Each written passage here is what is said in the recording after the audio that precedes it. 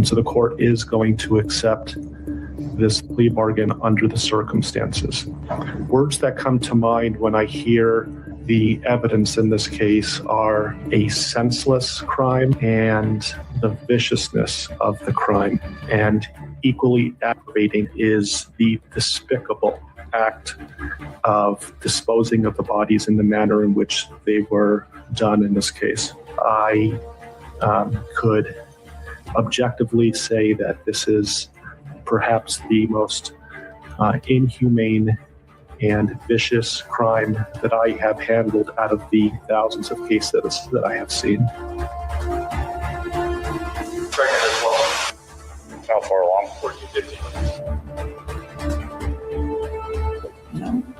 You're the woman that had an affair with this man who took out his whole family, and I didn't know.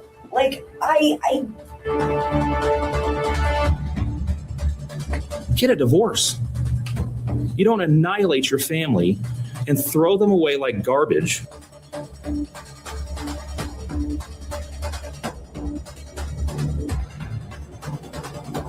Well, one thing led to another, and 8 years later, we have 2 kids. We live in Colorado, and he's the best thing that has ever happened to me. It just doesn't add up. So either you're this monster, I just want this young, hot girlfriend, so I'm going to kill everyone and hope it works out, or something.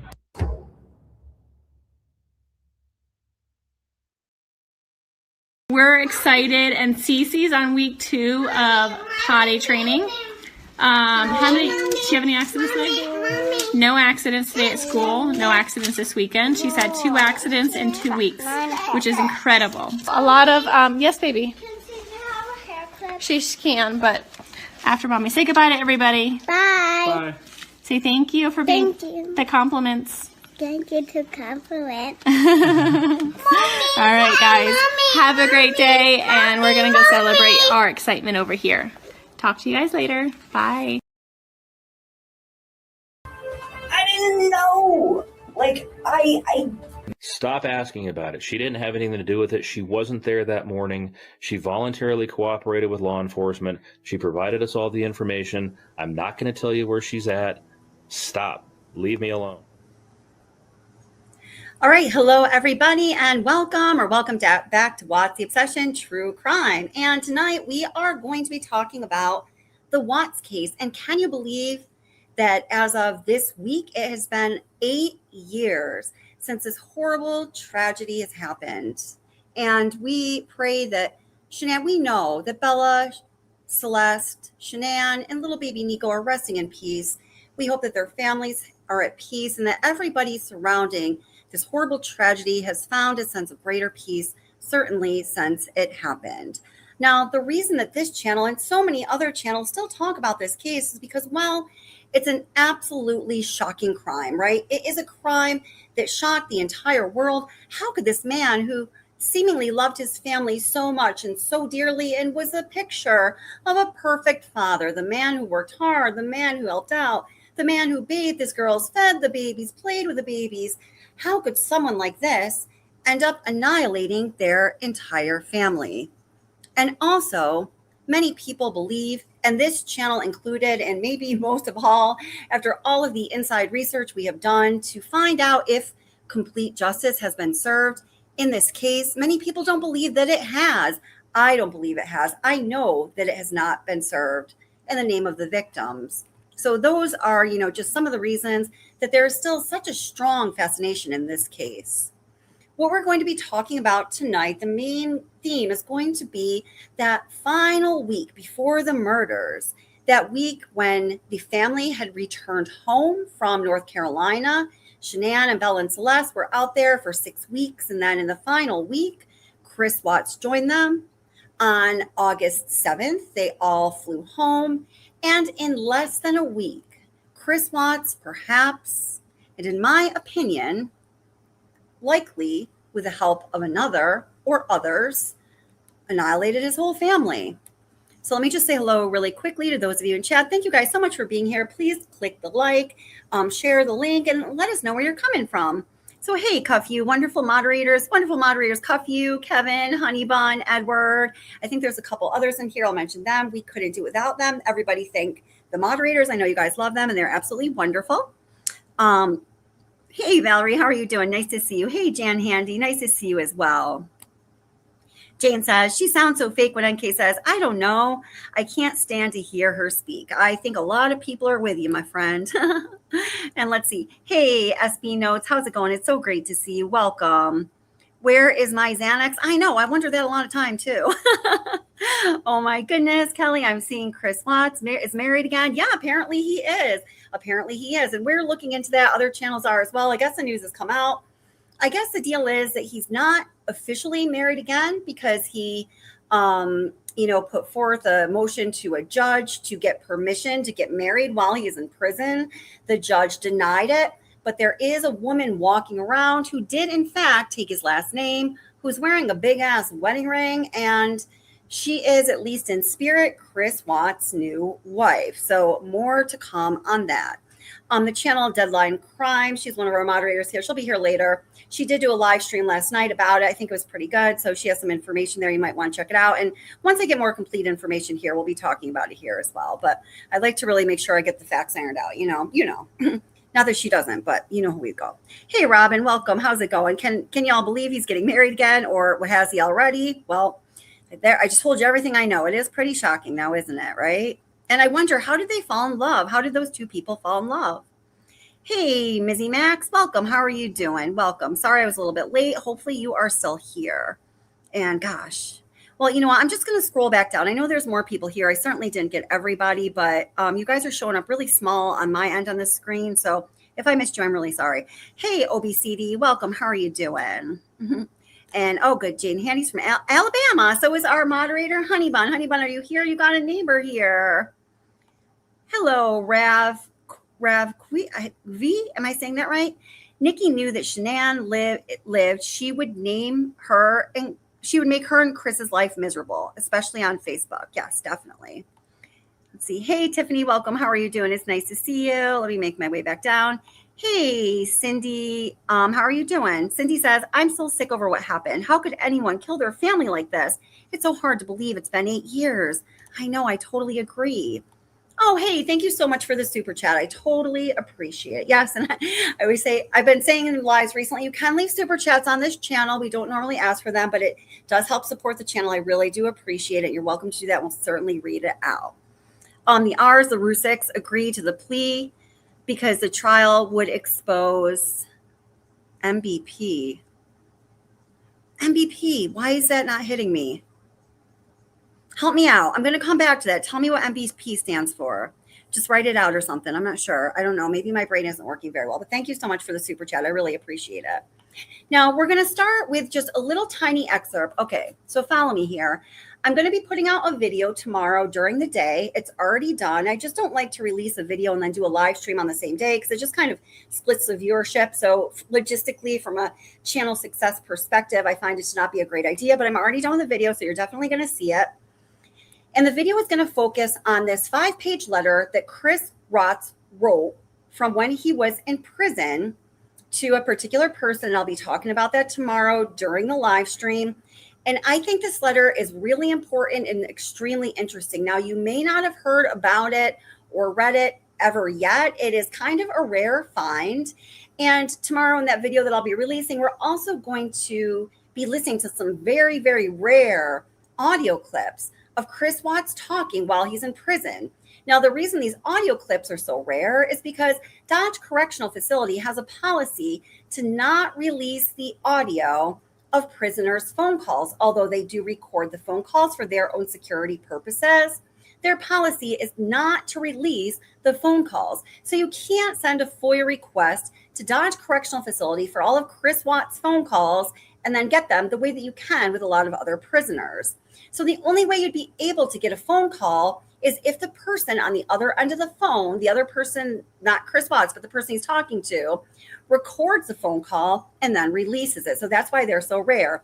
But just let me read you a tiny little bit of that excerpt of the letter that we're going to be looking at tomorrow in the video that I release. something he says it's pretty interesting. And all of you that like to say, leave Jim alone. Oh, it sounds like he's not leaving Jim alone, much to my surprise. I'm not sure what is a complete truth, other than I felt like I was under some sort of compulsion. That is why I suspect Nikki and Jim being involved. But I can't prove it. If I could prove it, then it would show no intent and my sentence would be drastically reduced. But it doesn't change the fact that I believe my hands did this. The brokenness I fight every day, and God is there to help me. Not only God, but my family and you. And then it is a name or maybe a term of endearment, not sure. Okay, so what he says in that little part of that letter there is he says, I can't remember exactly what happened. All I can tell you is that I feel like I was under some kind of compulsion to do what I did.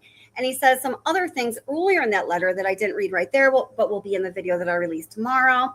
So then he says, well, that's why I suspect that Nichol Kessinger and Jim were both involved. So what do you think about that? Well, as we start to look into the week before the murders and the details of that timeline, just keep that in mind. Oh, thank you so much. And Ravi says Munchausen's by proxy claims. Right. And I don't normally like to say that out loud. So you were very good for just putting that into initials. And, you know, that could be very possible. But yeah, they definitely did agree to that plea. Thank you so much. And then our wonderful Cuff You says, love you guys here at Watts the Obsession. She's been a member for 17 months. Actually, I think more. Sometimes if you have to change like the card they put your membership or something, it'll like renew your membership as far as counting your successive months. So, but thank you so much for everything you do. Cuff You is so important to this channel. She does so much for me and for us, and we just love her. All right. Okay. So I'm going to bring the first video into the stream. Again, thank you guys so much for being here. Please hit the like, say hello in chat, become part of the discussion. Let us know where you're coming from. I'm here in upstate New York and it is humid as all hell here. It's been in like the 90s and humid for like a week straight, but I'm not complaining because the flip side of that is in the winter, we are covered in ice and sub-zero temperature. So it's like the grass is always greener, right? Yeah. Or me. There's never been any doubt about that.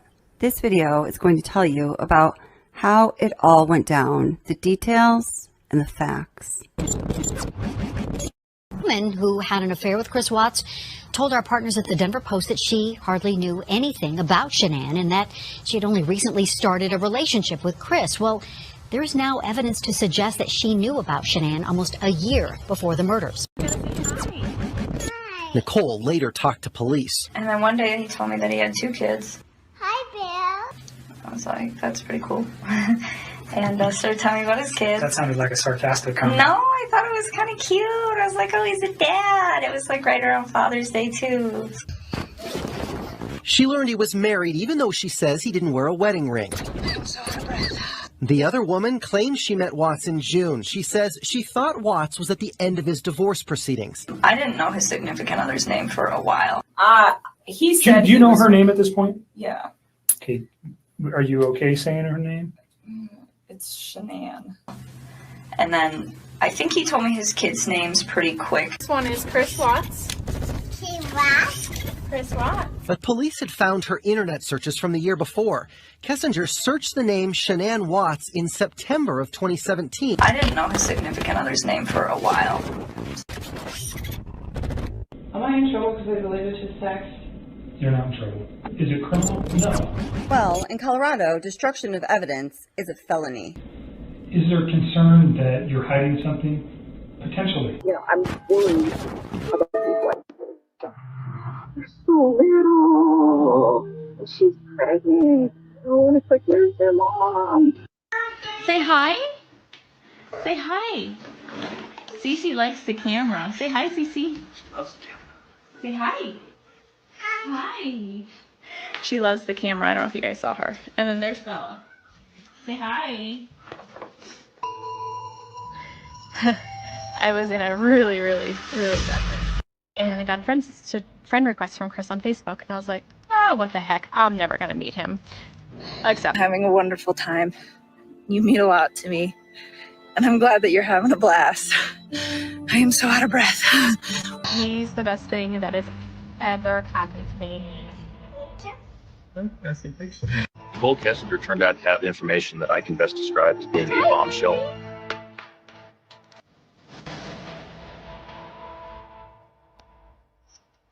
This video is taking a look at the interactions between Chris Watts and his mistress, Nichol Kessinger, in the days leading up to the tragic murders of Shanann Watts, 15 weeks pregnant, her daughter Bella Watts, and Celeste Watts on August 13th of 2018. You better buckle up for this one because we are going to be rolling out the facts. According to Tallman, Watts told him that Kessinger gave him an ultimatum on the night of the murders. It's your family or me. Was there an ultimatum? Absolutely, there was. So as we start to take a look at exactly what happened in the days, in the weeks, and the hours that preceded this horrible tragedy that annihilated Chris Watts' beautiful family, let's take a look at the timeline that led up to August 13th, the day of the murders. On August 7th, 2018, the Watts family altogether flies home to Colorado from North Carolina. Ready? Set. Hold on.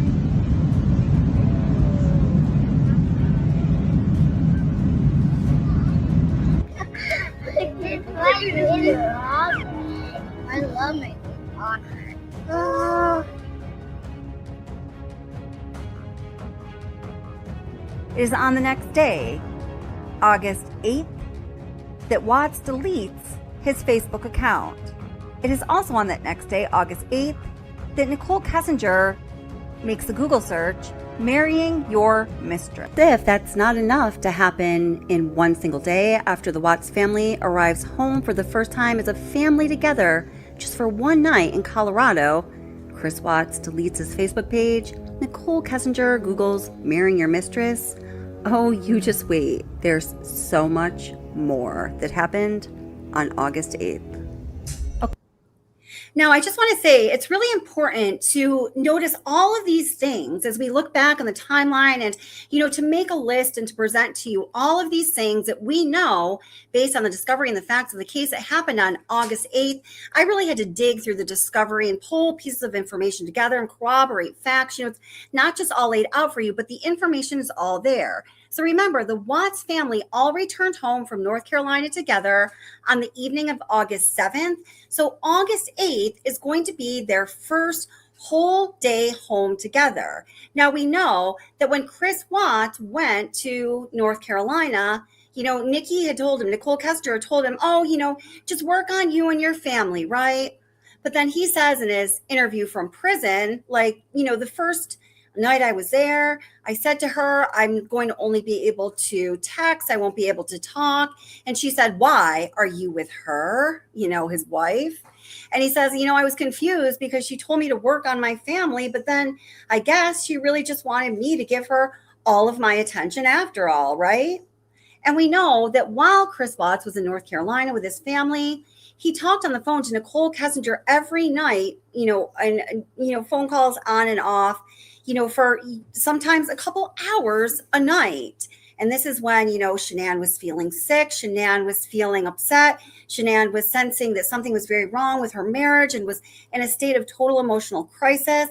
And he was just ignoring her to communicate more with a mistress. And we also know while Chris Watts was in North Carolina, Nichol Kessinger was sending him tons of those photos, those nude and semi-nude pictures that he was quickly then just inserting into his secret calculator app. She was really turning up the heat to make sure that even though he was in North Carolina, across the country and away from her, that his mind was on her and that their relationship was not losing any steam.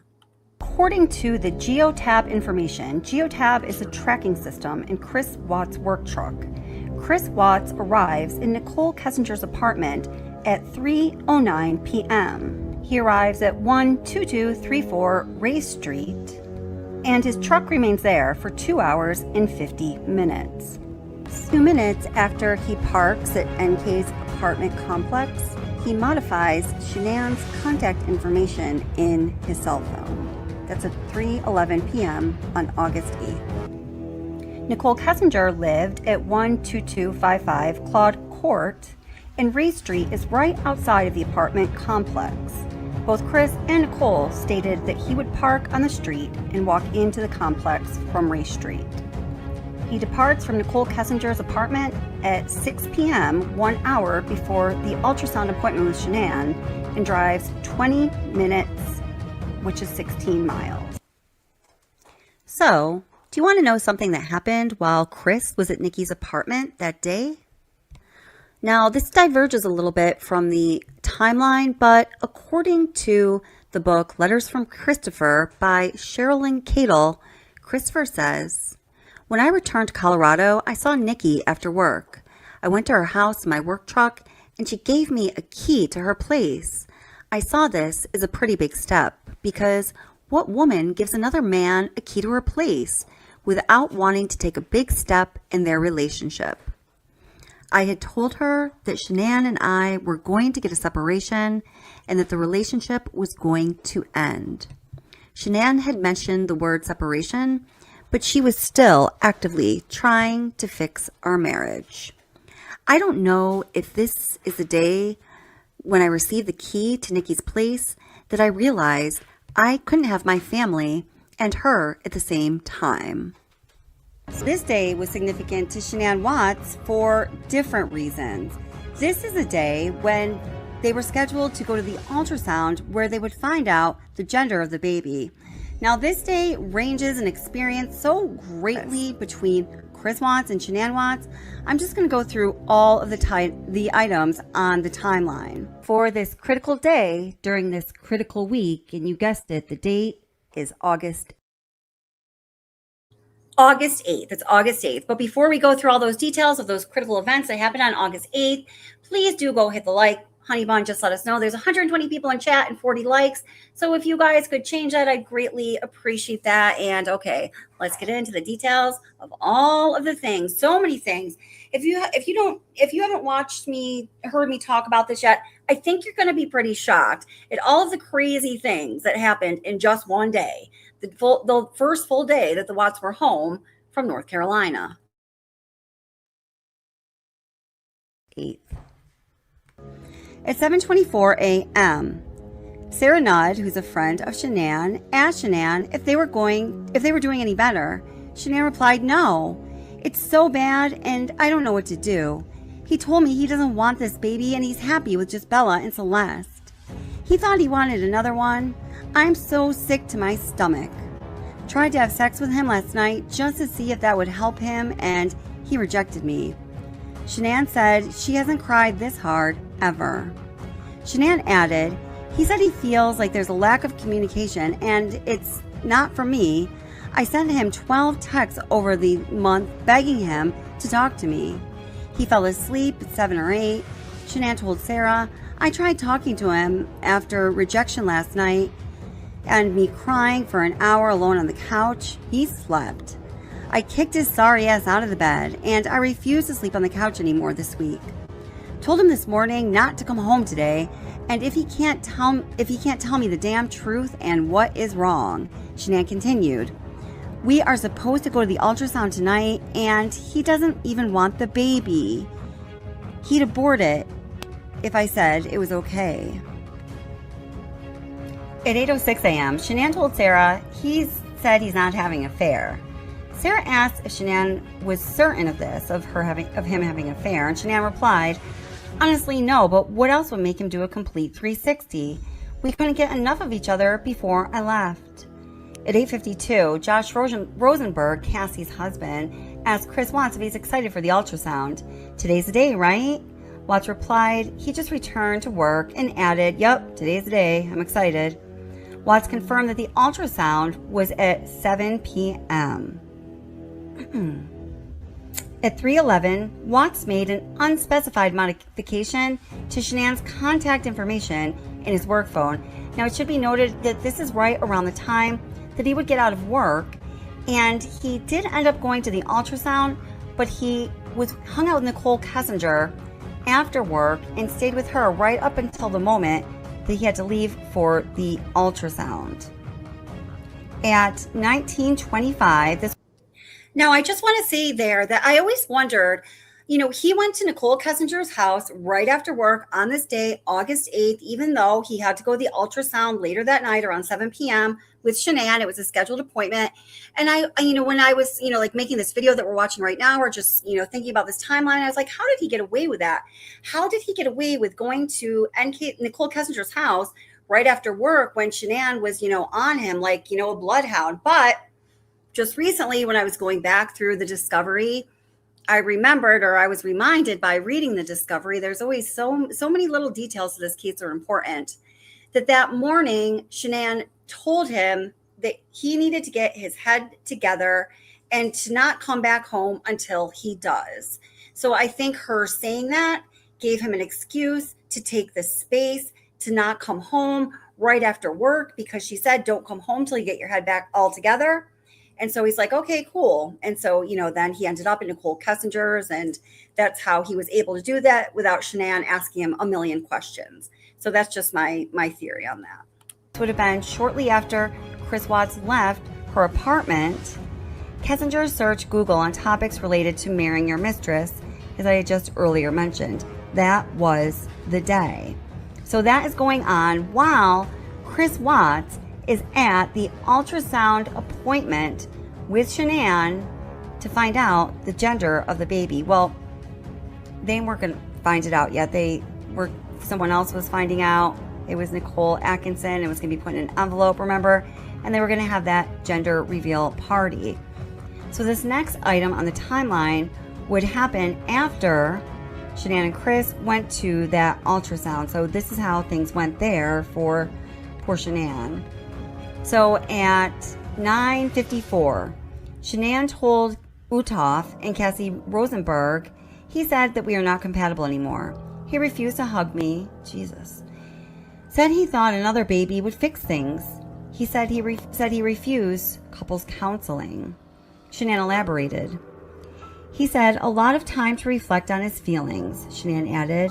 He said he's going to work it out, but she didn't know how or when he would agree to counseling. Her friends offered support and suggestions to work this out. At 9:57, Josh begged Watts, bro, I'm waiting patiently. LOL, don't leave me hanging. Watts replied, LOL, envelope is sealed until next weekend. Josh asked if they were going to hold a reveal, and Watts said yes. At 10:19, Shanann told Utoff and Cassie, I will fight for full custody. Shanann said Watts told her he does not want to divorce right away. So whatever's going on there at that house that night, there's a lot of back and forth between Shanann and Chris that we will never know about. We will never know those details, but it's clear that there were very confused feelings, I guess, on Chris Watts' part, and definitely he was sending Shanann Watts mixed messages. And also I want you to note the hour here. They've usually gone to bed by then. I mean, this is like late for them to be having phone activity. Well, unless it was Chris with Nichol Kessinger, which was out of the norm. At 10:40, Shanann told the women, I can't afford 3 kids alone in Colorado. Shanann said their current home loan is on Chris's name. Her friends rallied around Shanann. At 11:08, so this is getting really late, Shanann searched Google on topics like emotion-focused therapy and couples therapy. So she's still hanging in there looking for an answer to their problems. So remember, this is the same day, the day that they were going to the ultrasound, where the baby's gender was going to be found out and sealed for their gender reveal party. Also on that day, Chris Watts deleted his Facebook account, very curious. And Nichol Kessinger, while Watts was at the ultrasound after he left her place, was searching for marrying your mistress. Now, what does that tell us? At this time, she still knew that she was the mistress. Okay, so let me just pause it there. So look at just this list of all of the crazy things that happened on August 8th. So again, that is the first full day the Watts family is home from North Carolina. They returned home the night of August 7th. And in less than a week, pregnant Shanann, Bella, and Celeste had been murdered. So Chris knew that he had to go to that ultrasound appointment that evening with Shanann. It was a scheduled appointment. Chris went to Kessinger's apartment right after work. We know that from the geotab information. Not a lot of people that cover the case end up discovering that because you really have to kind of dig into it. It's something that's not outlined very clearly in the discovery. You have to do further research. So he was at her apartment from right after work until about 6 p.m. Then when he arrives at her apartment at 3:11 p.m., Watts, it seems like while he's still in his car about to get out and go into her apartment, he modifies Shanann's contact information in his phone. And I assume that would be because he knows that Shanann is going to be contacting him like, where the fuck are you? Usually he comes home like, a homing pigeon right to work, right home right after work every day without fail. And she also knows they have the ultrasound coming up that evening. So I'm sure she called him and texted him a lot. He probably didn't want Kessinger to see that his wife was chiming in. Also on August 8th, Chris Watts deletes his Facebook account. Also on August 8th, Nichol Kessinger gives Chris a key to her apartment. And also on August 8th, right after Chris leaves her apartment that evening, Nichol Kessinger Googles the term marrying your mistress. We can see where everybody's energy and mind is at or is going just by looking at this bullet point list of events that happened on August 8th. You guys are so silly. Okay, let's go to school. The most telling things that happens on that very eventful day, August 8th, 2018, the day after the whole family returns from their visit in North Carolina, is Chris Watts deleting his Facebook, and I am going to explain. When Chris Watts was interviewed from Dodge Correctional Facility in February of 2019, Dave Baumhover asked him directly about him deleting his Facebook. Why'd you do it? When'd you do it? Here's what he had to say. How about your Facebook account? You deleted that at some point. When did you do that? And why? I think it was, got back August 7th. Went to work. I think it was probably August 8th. That's when Nikki told me she told her friends about me. And I just figured, they'd probably look me up on Facebook and see that she was pregnant. I think Nikki already knew probably already, but I did that.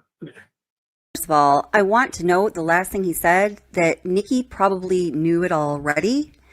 I honestly had not heard him say that in his interview until I was making this video, and oh my God. Now, we all know that Nichol Kessinger absolutely knew that Shanann Watts was pregnant, and she had known for a while. In fact, in the video that's linked in the description, the bombshell video, part 1, I lay out for you guys exactly when Shanann first posted on Facebook about her pregnancy and how that ironically coincides with the first communication between Chris Watts. Whoops, I didn't mean to pause that just yet, but that's okay. So any video that I mentioned during this live stream, I'm going to leave the link for you guys in the description. So if you're like, oh, that's interesting, I want to learn more about that topic, you can just go click the link, find the video, click the link, and learn more about that topic. So we also know that during the course of Shanann Watts' pregnancy, from June 9th being the first post that she made to Facebook about her pregnancy, and she posted something about her pregnancy right until the end, right until 11:21 p.m. on August 12th, just hours before she was murdered. She posted something about being pregnant at least 51 times, guys. And so people that'll say, oh, well, we don't know for a fact that Nichol Kessinger knew that she was pregnant. We know that Nichol Kessinger was Googling Chris's name, was Googling Shanann's name all the time. When you Google Shanann's name, whether you had a Facebook account or not, what came up was Shanann Watts' open Facebook account. And she posted at least 51 times between June 9th and August 12th about her pregnancy. I mean, there's so many other reasons that I know that Nichol Kessinger knew that Shanann was pregnant with Chris's baby, but just that fact alone should settle your mind. Yeah, obviously the bitch knew Shanann was pregnant, and obviously it was Chris Watts' baby. And Nichol Kessinger, which was through email, on Anadarko email on June 12th of 2018, when Chris and Nichol are having a back and forth about Nichol thanking Chris for his honesty that morning. She really admires that in a person. Now, the first time that Shanann Watts posted about her pregnancy was June 9th, and then she posted about it again on June 10th, June 11th, and June 12th. That first communication between Kessinger and Watts happens on June 12th, and she's thanking him for his honesty. And then, soon thereafter, their relationship starts with a bang. Interesting that when Baumhover asked Watts, why did he delete his Facebook account, Watts just readily available, he knows that it was August 8th. At that point, that was 6 months ago, but he knows that it was August 8th because August 8th, that day, and the events of that day are indelibly marked in Chris Watts' mind, and I bet he remembers almost all of the details of that day because it was quite eventful for him. Now, it's also corroborated through the discovery files that Chris Watts deleted his Facebook account on August 8th because it's the next day, early in the day, on August 9th, that Shanann asked him, why did you delete your Facebook account? It's in their text messages. Well, on her phone, but not his, because he had erased the messages from her on his phone, and he doesn't reply. And then his dad, Ronnie Watts, on the 10th, probably Ronnie not checking Facebook nearly as frequently as Shanann, notices the following day, asks Watts if he deleted his Facebook account, and he remarks that, yeah, it's gone, he's liberated. Well, August 8th is the day he deleted his Facebook account. According to him, it's because on that day, Kessinger told him that she, for the first time, told her friends about him. So he didn't want Nichol Kessinger's friends to find his Facebook page and find out that his wife was pregnant. Not just that he had a wife, but that the wife was pregnant. But he fixed that Kessinger already knew that. And also, guys, if it is true that Nichol Kessinger knew that Chris Watts' wife Shanann was pregnant when they exchanged their first email correspondence on June 12th over Anadarko email, just think of the implications. That would mean that she knew that Shanann Watts was pregnant during the entire duration of their courtship or their dating or their relationship. And I can guarantee you that that actually is true. But we're going to have to move on from that for now. You're so damn sexy. Thank you so much for coming out here with me, Christopher. I'm having a wonderful time. You mean a lot to me, and I'm glad that you're having a blast. I am so out of breath. Let's take a listen to Nichol Kessinger telling Kevin Kovac, the interviewer, for the billionth time that she did not know that Shanann was pregnant, and then she's going to talk about the times that she saw Chris Watts after he and his family returned from North Carolina. And she mentions that Wednesday, August 8th. Take a listen. So you guys never had a conversation about the child, period. I didn't know at all. All right. And by your words, if you did know, you would have ended the relationship. Well, because it wouldn't have made sense to me that he's like, I'm getting separated. Oh, by the way, I have a baby on the way. It's like, that's 15 weeks. You are a liar. Oh, Miss Kessinger, you are a liar. Because at this point, it's a proven fact that you knew that Shanann Watts was pregnant with Chris Watts' baby. Probably all along. If you're interested in watching a video about this, I'll leave a link to that video in the description box. You're just trying to sleep with me. That's what I would have probably interpreted that as, and I'd have just shut that off at work, and that would have been the end of it. Okay. All right. We can move past that. week that he comes back from North Carolina. You don't remember, somewhere in the first couple of weeks of August. Yeah, I think it was the second week, but I don't remember off the top of my head. They're coming fast and furious. I dare to say that is another lie because remember this interview takes place on August 16th, 2018. Nichol Kessinger knows exactly when Chris Watts left for North Carolina, and she certainly knows exactly when he returned. So we'll just use August as a time frame. Is that fair? Because you know he left in July and he comes back in August. How many times do you think you see him? I saw him a few times. I saw him this past Saturday. I saw him the Wednesday before that. And he wanted to see me more. I was the one who wanted my space. I was like, nope, your kids are home. Go hang out with your kids. And even on Wednesday, I cut it short. Like, he came and hang out with me for a few hours. And then I was like, go chill with your kids. Dang, y'all, our girl is on a roll because we know from the geotab information that Chris Watts was at Nichol Kessinger's apartment on that Wednesday, August 8th, for 2 hours and 50 minutes. I mean, I guess, is she cutting that short? I don't know. But that is the same day when she gifted him a key to her apartment, knowing how much that would mean to him. And she didn't have to kick him out. He had to leave because he had to go and show up at his wife's ultrasound appointment that he barely made because he stayed at her apartment until the very last minute. Let's hear what Chris Watts has to say about the nature of his relationship with Nichol Kessinger. Did you and Nikki ever fight? We never fought, but like I said, I had to calm her down a bunch of times. But a lot of things, when she realized that, okay, she's the other person in the relationship, that I always put my wife first over her, and that's what kind of made her take a step back a few times, and then I had to kind of calm her down. Tell me about those times. What'd that look like? So the first one was probably around July 4th when I had to leave her house, because she wanted to kind of spend most of the day together before she went to a baseball game or something.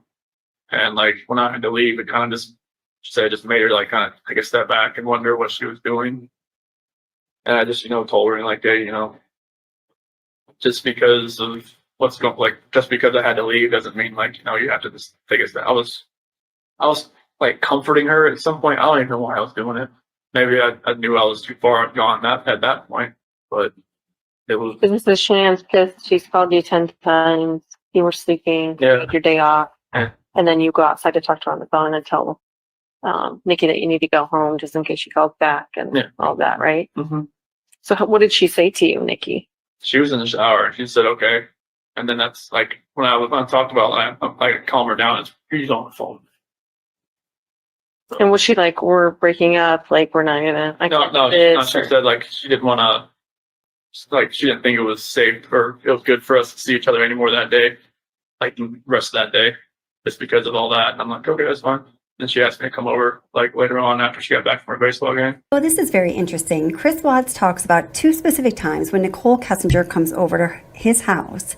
She also talks about those 2 specific times during her interview. So let's just take a comparison of what was said. It's believable to me. Yes, I went to the house, and the first time I was there, I hung out in their front living room. I just sat on the floor, and it was on the 4th of July. It was the morning of the 4th, and I was helping him to set up MyFitnessPal app and track his food, his calories and stuff, because he does pretty good with the working out and stuff. And he asked me, he's like, can you help me just get this dialed in? It's yeah, I can do that. So that he invited me up to the house. And I think it's important to note that it's clear from these 2 stories that she wasn't invited up to the house, but she just showed up at the house after she was upset because Chris Watts left her apartment that morning because he didn't want to be there when Shanann called again. I was already kind of hesitant to do it because I was there are other people that live here, and I just felt like it was an invasion of space. And so I went up there, and we just stayed in that front room, and I helped him out with that, and got him all set up with that. And then, he asked me if I wanted lunch, and he grilled chicken and carrots.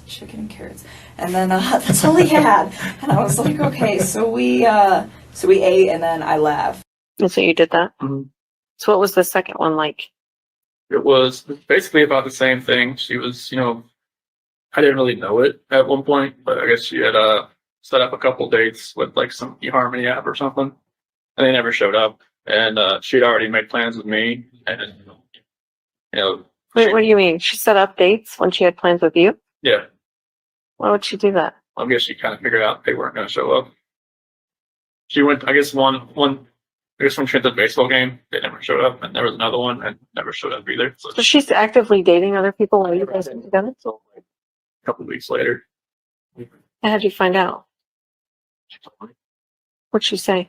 She, it was one conversation where I actually kind of fell asleep on the couch, and then like she had told me like, I'm not sure why she even told me about it, but it was very random, and she could tell that it kind of like took me back a little bit because I figured she would have told me that if she was actively still like looking around.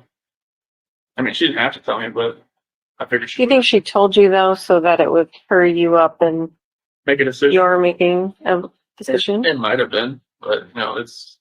Just in regards to this bit about eHarmony, I just want to play you a little segment from Nichol Kessinger's first phone interview with Kevin Kobach, which was on the 17th of August, 2018, where she doesn't seem to know anything about eHarmony.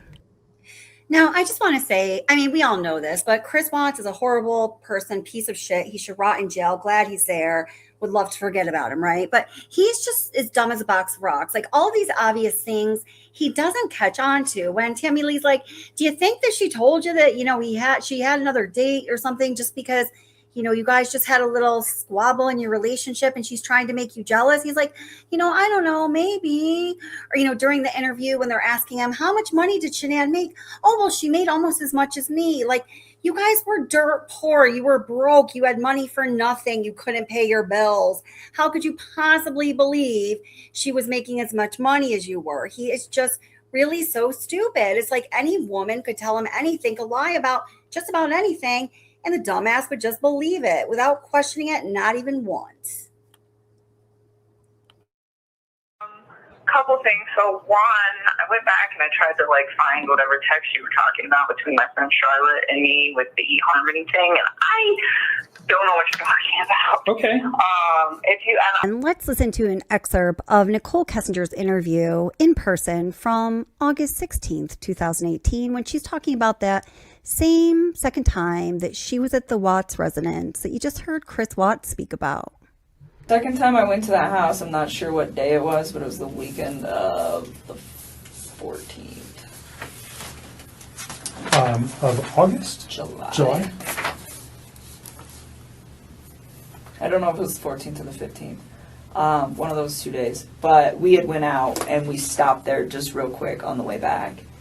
And we were there not very long. But that time I saw a picture of his wife and one of his kids. And I remember thinking to myself, wow, she's so beautiful.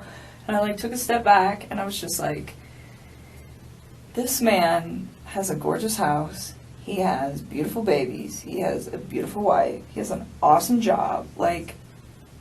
Why would he want to leave this? And I remember talking to him about it. And that was the first time that I tried to actually say, what do you think about not separating from your wife? What if you really try to work on this? And he had expressed to me that we've tried to work on this and it's not working, so that is why we're separating. And I spent some time, just, kind of, because it almost made me feel bad, where I was, to the point where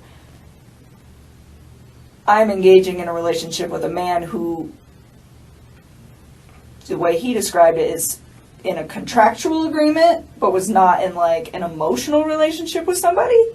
And for me, the way I would have preferred to do this is to have waited till that contractual agreement was also done, and he was done. And he could have approached me and said, I'm just had a divorce, maybe we could take this slow. What do you think? But instead it was, oh, we're separated and we're working on a divorce. And that is the part that I feel bad about, because I should have waited on that and I didn't. And, I was just well, they're already there. So, but then being in a house was just why? Fix this. find a way to fix this, make it work, you know? And I was like trying to push him to do it, and he seemed pretty reluctant to do it. He didn't want to. And I don't know, we were still seeing each other fairly frequently, but I kind of like backed away so we weren't hanging out quite as much, and we were still close, but it was just like I really wanted him to try. Like I wanted to know that he tried and it didn't work, and then he moved on, not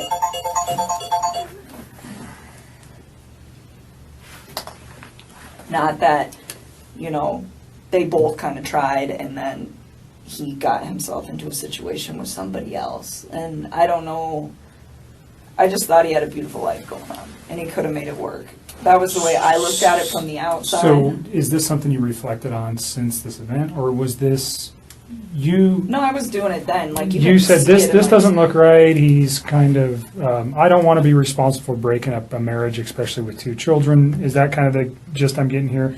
I didn't think it didn't look right. I mean, I think he was legitimately sleeping in the basement, and I didn't think that these two were, I mean, I think it was like, hey, we're both stuck in this house for now. We got to sell this. In the meantime, you live here, I live here. We sleep in different rooms, take care of the kids. That's just like kind of how I took that.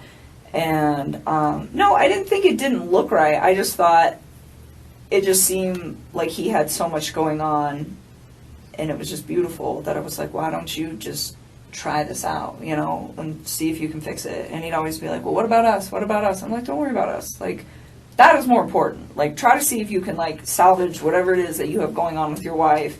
And you know, I always got the impression that he was a great father to his kids, like, always.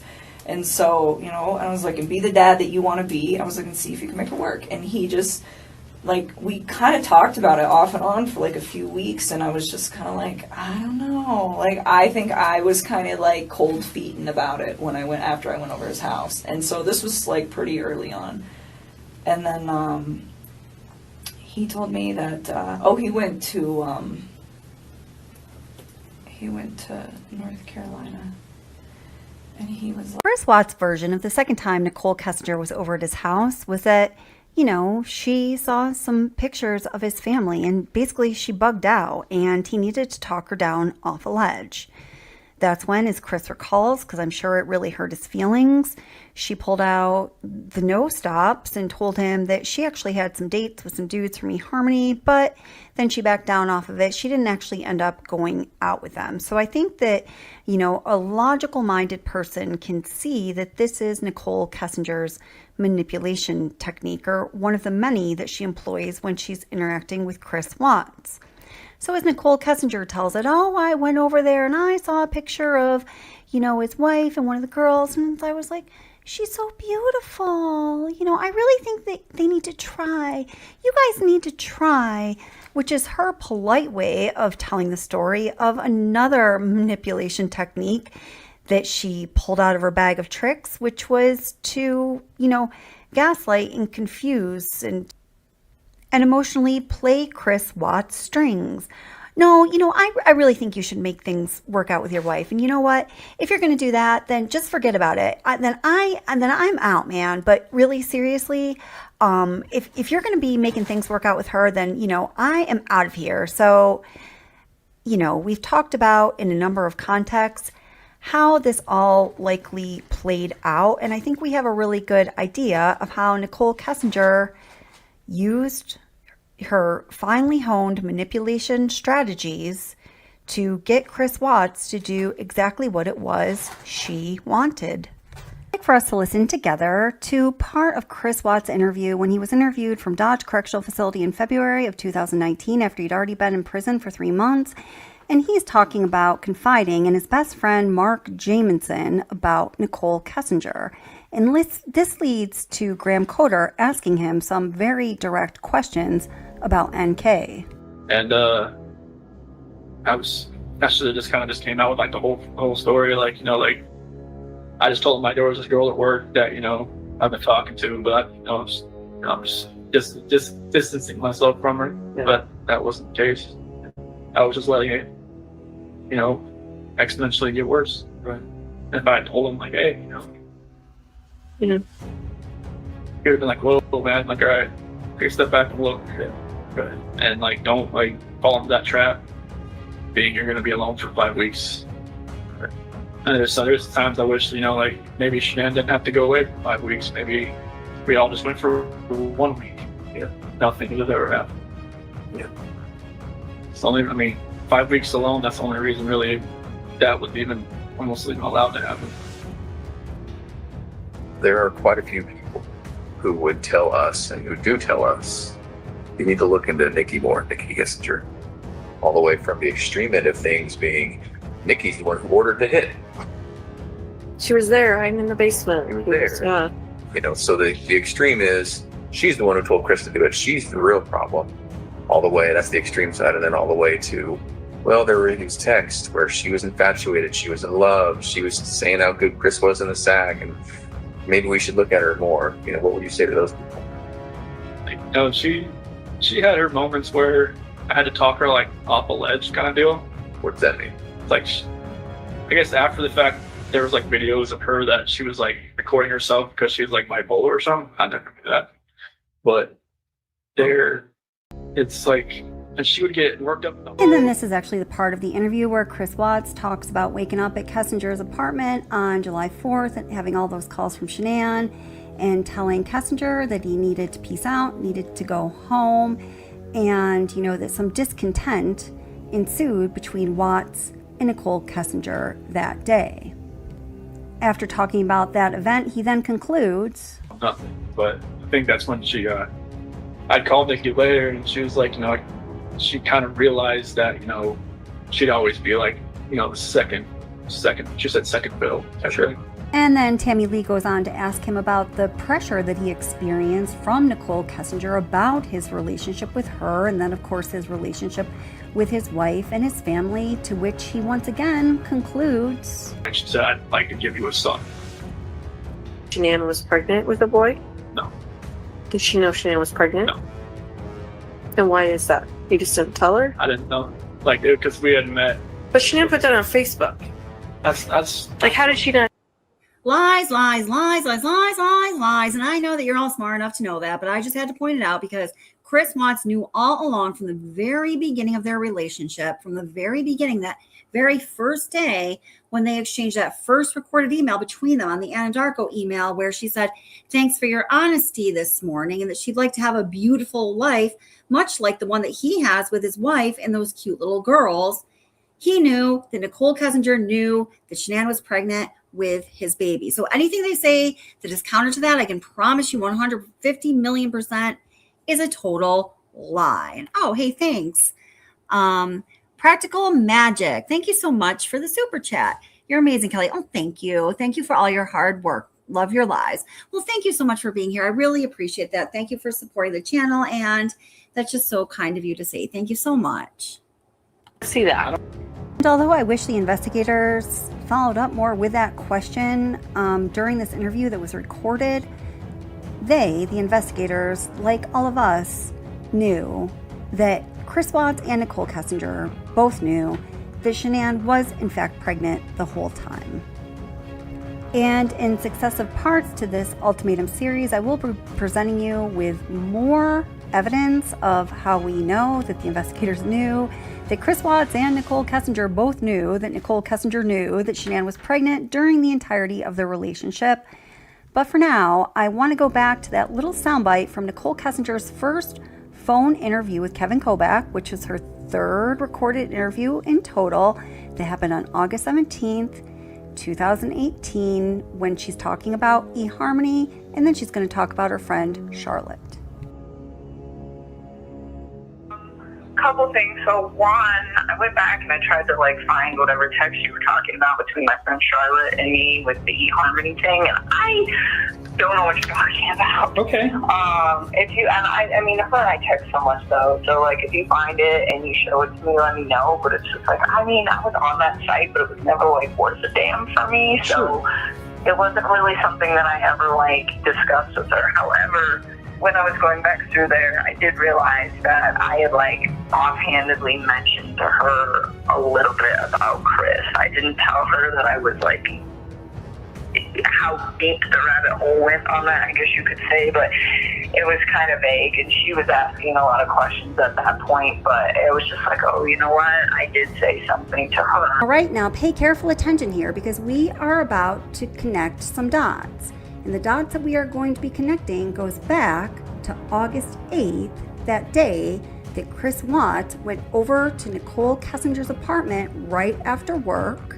He went over to her house the first day he was back from North Carolina before the ultrasound appointment with Shanann, and on that date, Nichol Kessinger gave Chris Watts a key to her house. On that same day, Nichol Kessinger told Chris Watts that she had told her friends about him, which prompted him to delete his Facebook account for fear that they would look him up and find out that his wife was pregnant.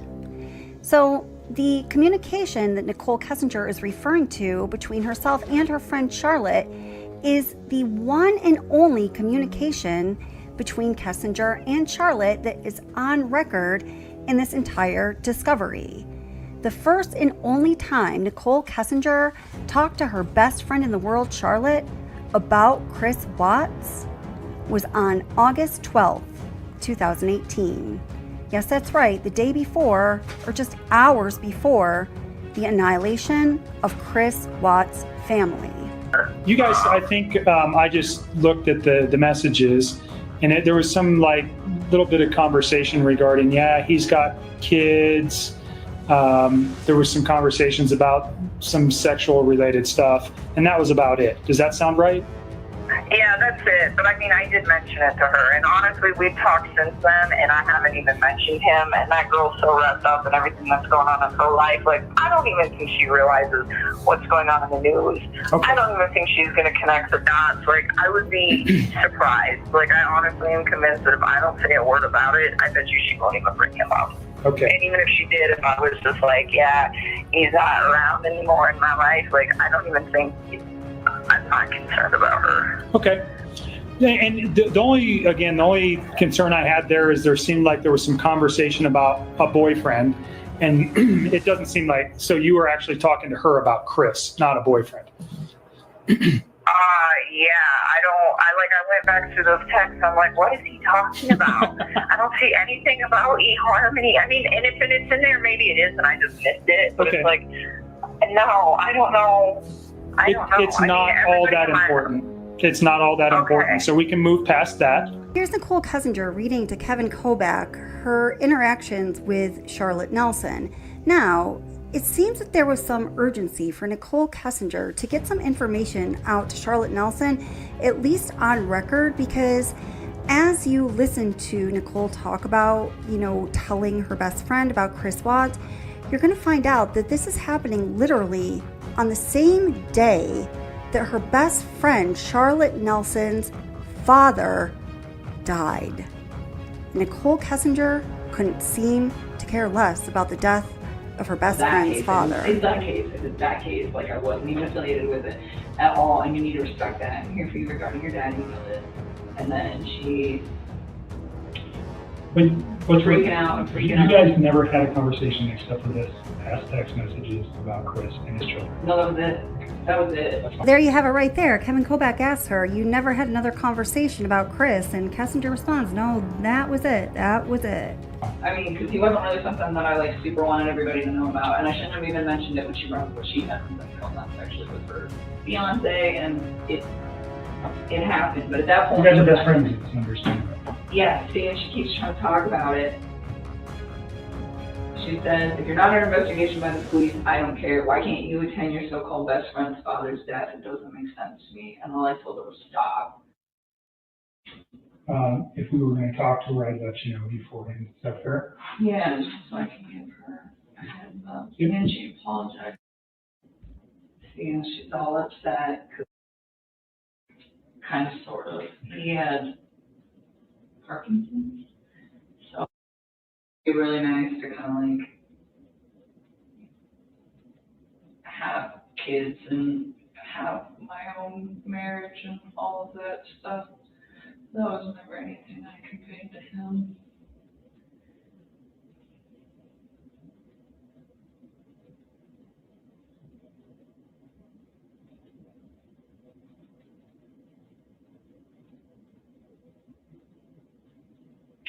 You said he's handsome, huh? Did you send her a picture? Mm-hmm. And that's not attached here. Is that because do you think from what you I think deleted? it's when I deleted all my photos of his stuff.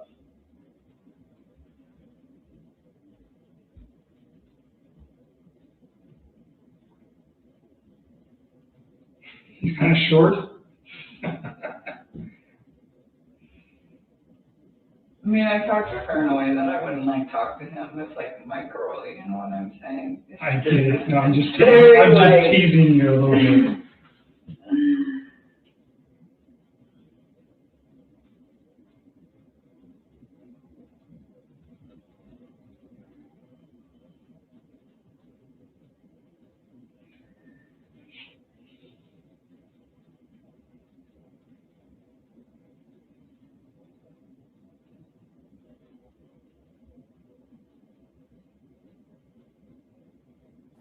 Now, something that's really important to remember is the text messages that they're referring to between Nichol Kessinger and Charlotte here, her very best friend, are literally the day before the murders, hours before the murders. So, I have to wonder, why was it that Nichol Kessinger told her very best friend, Charlotte Nelson, about her lover, this man that she's been spending every day and night with for the past 6 weeks, except for when he was in North Carolina, just hours before the murders? It's kind of weird, isn't it? Do you guys have any thoughts on that? I can't quite make sense of it, but the timing is just adds to the, the massive pile of, curious things about Nichol Kessinger's decisions, actions, and words surrounding the time of the murders. Okay. And she brought it up again last night, but she didn't Brought up what? but she didn't like connect the dots. She was like freaking out with her attention. And she was really upset. She wanted me to come see her on Saturday because it's his week. So unexpected. Kind of, sort of. He had Parkinson's. So kind of, but not. You know what I'm saying? It was a very drawn out thing. But she's having a really hard time with it. I knew she would. And she's like, can you make the wake on Saturday? And I was like, I'm really hesitant to leave the house. And I didn't tell her that, but I was like, I don't know. I'll try. And I'm going to go, but I'm not going to tell her until it's like right before I have to be there. And So what did she reference that? Just Chris the guy? I'm more interested. No, she didn't even ask me if she was just like, she's like, I don't know what's going on. She's like, you can see it. So you mentioned on your text before you were coming that there was other information that you thought of that was important again? Yeah. More info? Yeah, let me take some sidetrack. I'll look at this when you do that. And Okay, so as you won't be surprised to learn, there really wasn't any important information that Nichol had to add to the conversation there, as Kevin Colback was asking. So I'm going to switch the content that we're watching now to continue to take an exploration into that week before the murders, when the Watts family all returned home to Colorado on the evening of August 7th. That was a Tuesday. And then in less than a week, it was just the following Monday, August 13th, 2018, pregnant Shanann Watts, Bella, Celeste were all murdered by Chris Watts, and perhaps with the help of another. So let me just go back really quick to that little letter that I was referring to in the very beginning of the live stream. So again, there's going to be a video coming out about this letter that we're just going to read this little tiny, just a couple sentences of. It's a 5-page letter that Chris Watts wrote in prison to a certain person, and I talk about that all in the video that's coming out tomorrow, so definitely go check it out. There is a ton of interesting information in this letter. This letter is a really rare find. It is not one of those letters in the Cheryl and Cadle collection of letters, another plagiarism by Cheryl and Cadle. And also in that video, we're going to listen to little bits of phone calls between various people that have, various, important meanings as it relates to this case and Chris Watts. And those are rare finds too. And again, that is because Dodge Correctional Facility has a policy to not release the audio recording of the phone calls between prisoners and whoever they speak with. They do record the calls. Yes, of course they do, for security. but they just have a policy to not release it to the public. So you can't obtain audio recordings of those phone calls through a FOIA request like you can with some other, people who are in prison at different prisons. So if you're going to get any of those phone calls, it has to be that the person Chris is talking to records a phone call and then releases that phone call somehow. So all that information is going to be in the video that I release tomorrow. But let's just listen to that little tiny excerpt where Chris says he doesn't remember what happened and he has to surmise that. Let me just hope I get to the right part here. Just give me a second here. Wisconsin interrogation, especially. I battle with this all the time. So many voices have been in my ear telling me I didn't do this and that Shanann did. If she did, then I have no recollection of it. CBI's Tammy Lee put that scenario in my head and I went with it. I'm not sure what is a complete truth other than I felt like I was under some sort of compulsion. That is why I suspect Nikki and Jim being involved. But I can't prove it. Okay, and also in this letter, he says other things about the possibility of Nikki and possibly Jim, but definitely Nikki being involved. So that again will be coming out tomorrow. Super interesting. I have some questions for you guys, so I hope you watch it and leave comments because I think that this letter is really important. There's just a few things that I'm not sure if I'm putting them together correctly in my own mind, and you guys watching and giving me feedback will be super helpful. All right. So welcome to those of you who are just coming in, and if everyone can just take a moment and hit the like, that would be really greatly appreciated. Do the YouTube thing. We're always begging you for those likes. All these YouTube creators, we're just a bunch of click the like whores, aren't we? I mean, it's like sort of pathetic, but it's what YouTube has us a slave to the likes. So if you wouldn't mind doing that, if you do like the content here, go hit that like. It'll just take a minute. All right. A slave to the likes. Bella, will you tell everyone how old you're going to be?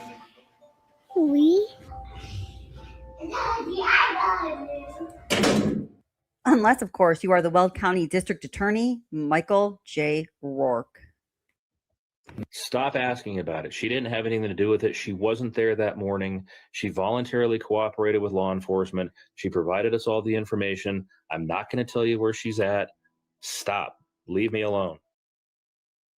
That was District Attorney Rourke commenting on Nichol Kessinger in March of 2023. Let's see what DA Rourke had to say about Chris Watts' mistress after his sentencing in November of 2018. Can you give us a better idea of her role in the investigation, how forthcoming she was, and how she helped? She originally came forward and spoke to investigators on her own volition. Prior to the time, unfortunately, that she came in and spoke with investigators, she had deleted all of the information off of her phone that had any connection between her and Chris Watts. That hampered the investigation. That hampered our ability to get that electronic digital connection between the two. She was interviewed on multiple occasions. I believe that for the most part, she was forthcoming. It's clear that there are some major discrepancies between what District Attorney Rourke said in 2018 after the sentencing and then what he said most recently in his wife's podcast in March of 2023. In his most recent recollection, he says that she came forth voluntarily and she was forthcoming with the information that she gave to investigators. Yet in 2018, after Chris Watts' sentencing, he said that she hampered the investigation by not giving investigators all of the information. And then he says that he believes that she was forthcoming for the most part. Very different statements, Rourke. We know the truth about Nichol Kessinger, and we know which of his statements is the accurate one, the 2018 statement or the 2023 statement. And the accurate statement is the 2018 statement, and it's an understatement because we know Nichol Kessinger obstructed justice by destroying evidence. We know this hampered the investigation, and we know that she was absolutely, completely not at all forthcoming with investigators. And we, the public, are left with far more questions then answers. And that's where we pick up here. This video seeks to answer the question, was there an ultimatum? Did Chris Watts' mistress, Nichol Kessinger, give him an ultimatum? It's me or your family. According to Chris Watts, in his jailhouse interview from February 2019, that Saturday, August 11th, the day of his date with Nichol Kessinger at the Lazy Dog restaurant, was pivotal. Listen to what he says about his feelings about that evening he spent out with Nichol Kessinger, and if things could have ultimately have gone differently. Even it felt like, like looking back at everything, like just like reading the scripture more and more now, I can see like, God gave me opportunities to get at it. Like even my friend Jeremy Lindstrom, he even invited me because like it was his daughter that came and watched the kids on that Saturday night. And he was like, hey, you said we're going to a Rocky game. You want to go to me with the Bronco game and watch the Arizona Cardinals? Like in my mind, it was like, just say, hey, I can't find a babysitter. Nikki. Yeah. And maybe that would have been like, like a light switch in my head goes off, light switch in her head goes off, maybe it just like goes different directions. That was kind of like my last opportunity to kind of get out this game. Listening to that excerpt of his interview from prison begs the question, why did he feel that was his last opportunity to get out? Let's take a closer look at that week before the tragedy, paying particular attention to the days when Chris Watts and his mistress, Nichol Kessinger, spent time together.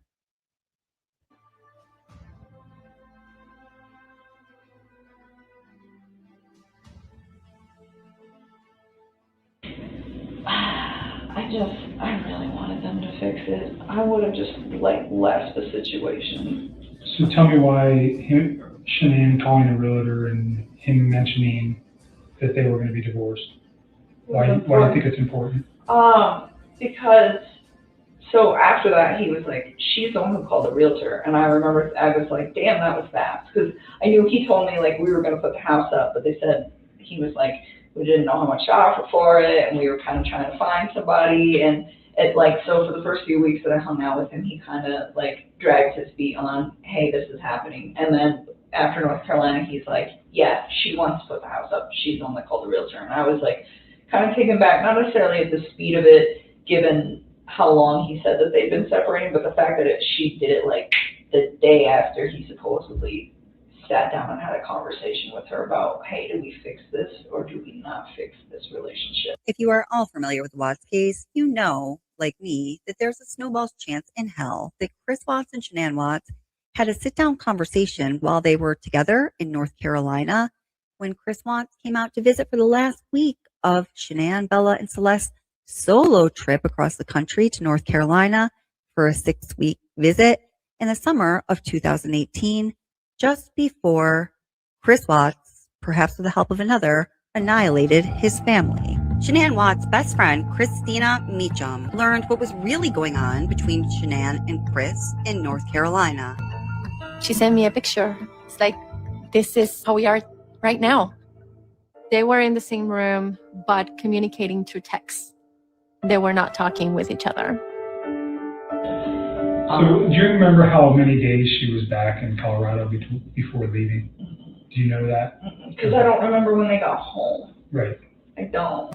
Because I don't remember when they got home. Right. I don't. Ms. Kessinger states that she doesn't remember when the Watts family altogether arrived home from North Carolina back to Frederick, Colorado. This is an absolute lie, and I'm going to show you how we know this in just a moment. This is a lie that must somehow be important to Ms. Kessinger, as she repeats this lie across several different interviews. Let's listen to what she had to say in the August 16th interview, the one with Kevin Kobach, also in person, her first in-person interview with him, where her dad is present. This excerpt from the interview occurs immediately after she denies that she knew that Shanann Watts was pregnant until the Tuesday after the murders, the day after the murders, when she was reading the newspaper, remember? And we know that is a lie too. Take a listen. All right, we can move past that. The week that he comes back from North Carolina, you don't remember, somewhere in the first couple of weeks of August. Yeah, I think it was the second week, but I don't remember off the top of my head. Keep in mind, this interview takes place on August 16th. The day the Watts family returned home from North Carolina was the evening of the 7th. So their first full day home back in Frederick, Colorado was August 8th, just 8 days before this interview. So we'll just use August as a time frame. Is that fair? Because you know he left in July and he comes back in August. How many times do you think you see him? I saw him a few times. I saw him this past Saturday. I saw him the Wednesday before that. And he wanted to see me more. I was the one who wanted my space. I was like, nope, your kids are home. Go hang out with your kids. And even on Wednesday, I cut it short. Like, he came and hang out with me for a few hours. And then I was like, go chill with your kids. So Wednesday was the day after the family returned home from North Carolina. And that was a very eventful day for Nichol Kessinger and Chris Watts. I'm sure it was a day that she remembers. There are a lot of important things happened. And that's why we know that she knows exactly when they got home from North Carolina. She says, I also saw him this past Saturday, which was just 4 days ago from this interview. That was the evening when they went on their date to the Lazy Dog restaurant. Saturday the 11th, just a day and a half before the Watts family was annihilated in the early morning hours of Monday, August 13th, Lazy Dog date day. Over the years, many people have speculated that planning happened, planning towards the murder of pregnant Shanann, Bella, and Celeste at the Lazy Dog the evening of Saturday, August 11th, between Nichol Kessinger and Chris Watts, and some people even believe there were others involved, like leave Jim alone, perhaps. Now, according to Nichol Kessinger, all they did on that date was talk about macros, and she also admits that there was a lot of talk about Chris Watts moving into his new apartment, an event that was surely significant in the mind of Nichol Kessinger, as Chris moving out of his house with his family and into an apartment on his own would signify the official end of his marriage to Shanann and the official beginning of his new life together with his mistress. What was said that evening at the Lazy Dog is a critical part of Nichol Kessinger's ultimatum, and we will get to the details on what that was after we review what happened on the Wednesday when the couple were together. A day Nichol Kessinger certainly would not have forgotten so quickly. And even on Wednesday, I cut it short. Like, he came and hang out with me for a few hours. And then I was like, go chill with your kids. So in the time when Chris Watts returned home from North Carolina with his family the evening of August 7th, through the early morning of August 13th, when Shanann, Bella, Celeste, and Nico were murdered, Nichol saw Chris twice, she says, once on Wednesday and once on Saturday. Now, it's important to put their meeting on Wednesday in context. It's critical that we understand this. That Wednesday, August 8th, when Nichol Kessinger apparently cut it short, Chris Watts was home in Colorado with his family for the first time ever, apparently, in the history of their dating, according to them, on August 8th. He's there in Colorado, Nichol is there in Colorado, and for the first time, his wife and children are also home. That dynamic and that change in the environment that Chris and Nichol were living their fantasy relationship in must have caused a lot of pressure for each of them and for their relationship in general.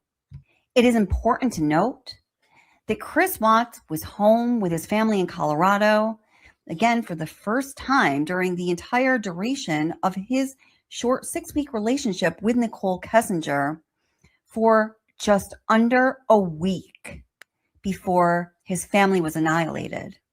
It's also important to note that Shanann was only home on that Wednesday and Thursday, the 8th and the 9th, before she left for a Thrive Lavelle trip in Arizona at 4:30 a.m. early Friday morning.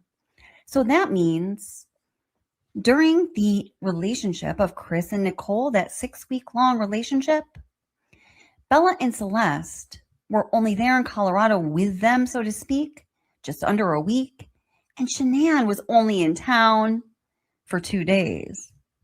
Knowing that makes statements that Nichol Kessinger said during her interviews with law enforcement so very curious. For example, this statement here.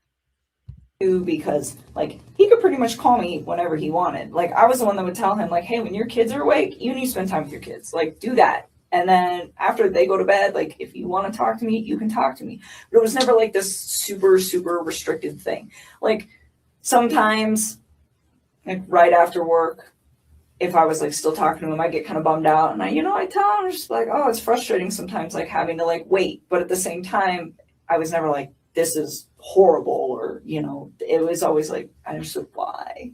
So now that we know that the girls were only in town for 6 days during Chris and Nikki's entire relationship, and Shanann was only in town for 2 days, and Chris went to Nichol Kessinger's apartment right after work on Wednesday the 8th, that means there were only 2 days, that Thursday and Friday, when Nichol Kessinger would have had to have waited for Chris to call her after work to get all frustrated. But wait a minute. Chris and Nichol both took that Friday off of work. Listen carefully to Nichol Kessinger's response to interviewer Kevin Kobach when he asks about what Chris Watts did on Sunday. She's being forgetful as usual, but pay careful attention to what she says. Do you know what he did Sunday during the day? I don't even know what I did on Sunday during the day. I am so tired. Let me just think about this. Daniel came over Friday. I hung out with him Saturday. And then Sunday. When did Jim come in? Monday. Huh. Jim got here Monday. What did I do on Sunday? I am like drawing a blank. I'm really tired. I don't know. Can I get back to you on that? It is absolutely no surprise that she cannot remember what she did on Sunday. After all, Sunday was the evening going into the early morning when the family annihilation happened. It's also the evening when the 111-minute phone call happened that neither Chris or Nichol Kessinger will reveal any details about. Of course, she doesn't ever remember anything about Sunday. But did you catch that? She said, Danielle came over on Friday. I hung out with him on Saturday. Danielle Hadel, her friend, was in town Friday evening and spent the night. Now, just really quick, in that letter that I just read, that little excerpt of where Chris Watts in this letter said, he doesn't really remember exactly what happened, but he has to believe that Nikki and Jim were involved. He also references the 111-minute phone call in that letter too. And he says, I don't know, to this day, it's still a blur, which is the only thing that he has ever maintained about that phone call. And of course, the same thing with Nichol Kessinger. And we know from both of them, that's an absolute lie. Like, why can neither of them remember one single detail about that phone call? Clearly, it is absolutely significant. Y'all knew that, but I just wanted to make that point. Night at her apartment Friday night. Maybe that's why she had taken Friday off. So the 10th, you went to the Rockies game. Oh, and just really quick, that person you saw right there, Danielle Hadel, the person who was at her apartment that Friday night, it was Danielle Hadel's mother's funeral that Nichol Kessinger was spotted at about a year ago, where we had the first visual or audio or any kind of actual human contact with her since this crime happened, when there was some video of her and she had gained a whole lot of weight, and that was that. And we haven't heard anything about her since, except for on this channel and some others, of course. Yeah. Okay. I didn't see him that day. I was with my friends, and I stayed with me that night. So now let's listen to Troy McCoy talking about meeting Chris Watts on the afternoon of Friday, August 11th. This is when Chris Watts gave Troy McCoy his Fire Stick to try to jailbreak it. Do you remember? Chris Watts was trying to save expenses of sports channels, and he was going to try to watch his sports through the Amazon Fire Stick, and that was the purpose of the meeting. Okay, so let's cover some timeline stuff here. Yes, sir. So let's start with on Sunday. So Sunday would be the 12th. Yes. Did you talk to Chris at all on the 12th? I didn't speak to him over the weekend. I seen him on Friday. Seen him on Friday. So that was the last time you saw him before the work week. Yes. Okay. I seen him on Friday, and he'd taken off Friday to take Shanann to the airport for Phoenix. Okay. And then he told me he wanted me to look at his Fire Stick that he bought. I said, okay. So like TV Fire Stick? Yeah, Okay. Amazon Fire Stick. Sure. So before the workday ended on Friday, he's told me that he'd meet me at the Safeway parking lot there in Fort Lupton. And he showed up in their Lexus, and Bella and CC were in the back seat. So he jumped out, gave me the Fire Stick, and right after he gave me the Fire Stick, that's whenever Cody called. Cody Roberts, the operator of the Service 319, and said that he thought there was a leak in the bypass line. And that's on 319, you said? Yes, the Service 319. Yeah, okay. Yeah, because that bypass line is now locked and tagged out because we done that Monday morning. Okay. Okay, so Bella and CC. And CC. Yeah. We're in the back seat. Yes, sir. And was Shanann? No, sir. Was she He'd in the already front taken seat? her to the airport. You already took her there? Yes. Do you remember what time this was? I'm going back to my text messages I gave you because he told me he was sitting by the 5.0. There was an orange Mustang sitting in the parking lot. Okay. I think it was one of the ladies that, it looked just like the one I used to have. Because I had it red when I was telling you about that earlier. Yeah. So, and he's a huge Ford guy because he was a master mechanic. Yeah, I remember he said something about that. Sorry. No problem. Chris Watts. Okay, thanks. Forward you the link. You just sent it there. Okay, right here. It's at 3:05. Okay. Just wanted to send me the text message. Here, part. Friday, August 10th, off of work because Chris Watts needed to take Shanann to the airport, as Troy McCoy reported. We know that that is not the case. He did not take Shanann to the airport. Nicole Atkinson picked Shanann up from her home around 4:30 a.m. That is a well-known and documented fact. And the girls were going to daycare, or they had been going to daycare before they left for North Carolina. So it makes sense that maybe Chris wouldn't want to take them that day, but he could have. So we wonder, why did Chris Watts take off that day? And again, we have no idea why Nichol Kessinger did not go to work that day. They both report that they did not see one another that day. Do you believe that's true? Leave a comment below, letting us know what you think. Now, I'm not going to spend a whole lot of time on it, but many people have created theories about exactly what happened that created this tragedy that had to do with Chris Watts and Troy McCoy exchanging that Fire Stick. You see, their coworker, Cody Roberts, reported that there was a leak at Survey 319 while Chris and Troy were meeting in that parking lot that Troy was talking about. The timing is kind of ironic. Now, many people bring up this Fire Stick as being something suspicious. People who are proponents of the so-called explosion theory, some of them say that perhaps the Fire Stick was used as a detonation device. I personally do not believe that is the case because I don't believe in any kind of explosion theory around this case. And Chris Watts talks about using the Fire Stick to watch sporting events with both Shanann and Nichol Kessinger.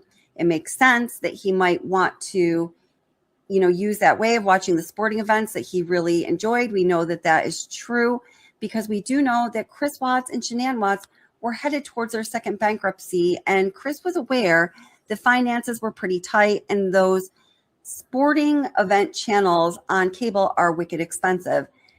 So it was really only one day. So that one day of Nichol Kessinger having to wait a little while for Chris Watts to call her after work because he was with his children must have made a real impression on her. But remember, Nichol Kessinger cannot recall when Shanann and Chris got back from North Carolina, even though it was just 8 days prior to this August 16th interview. I wonder why she won't admit to knowing when they returned home. On that ever-important Wednesday, August 8th, the first day the family was back in Colorado, he goes to work on that day, but right after work, we know from his geotab information that he drives right over to Nichol Kessinger's apartment immediately after work. I always wonder how Chris Watts got away with this, so to speak.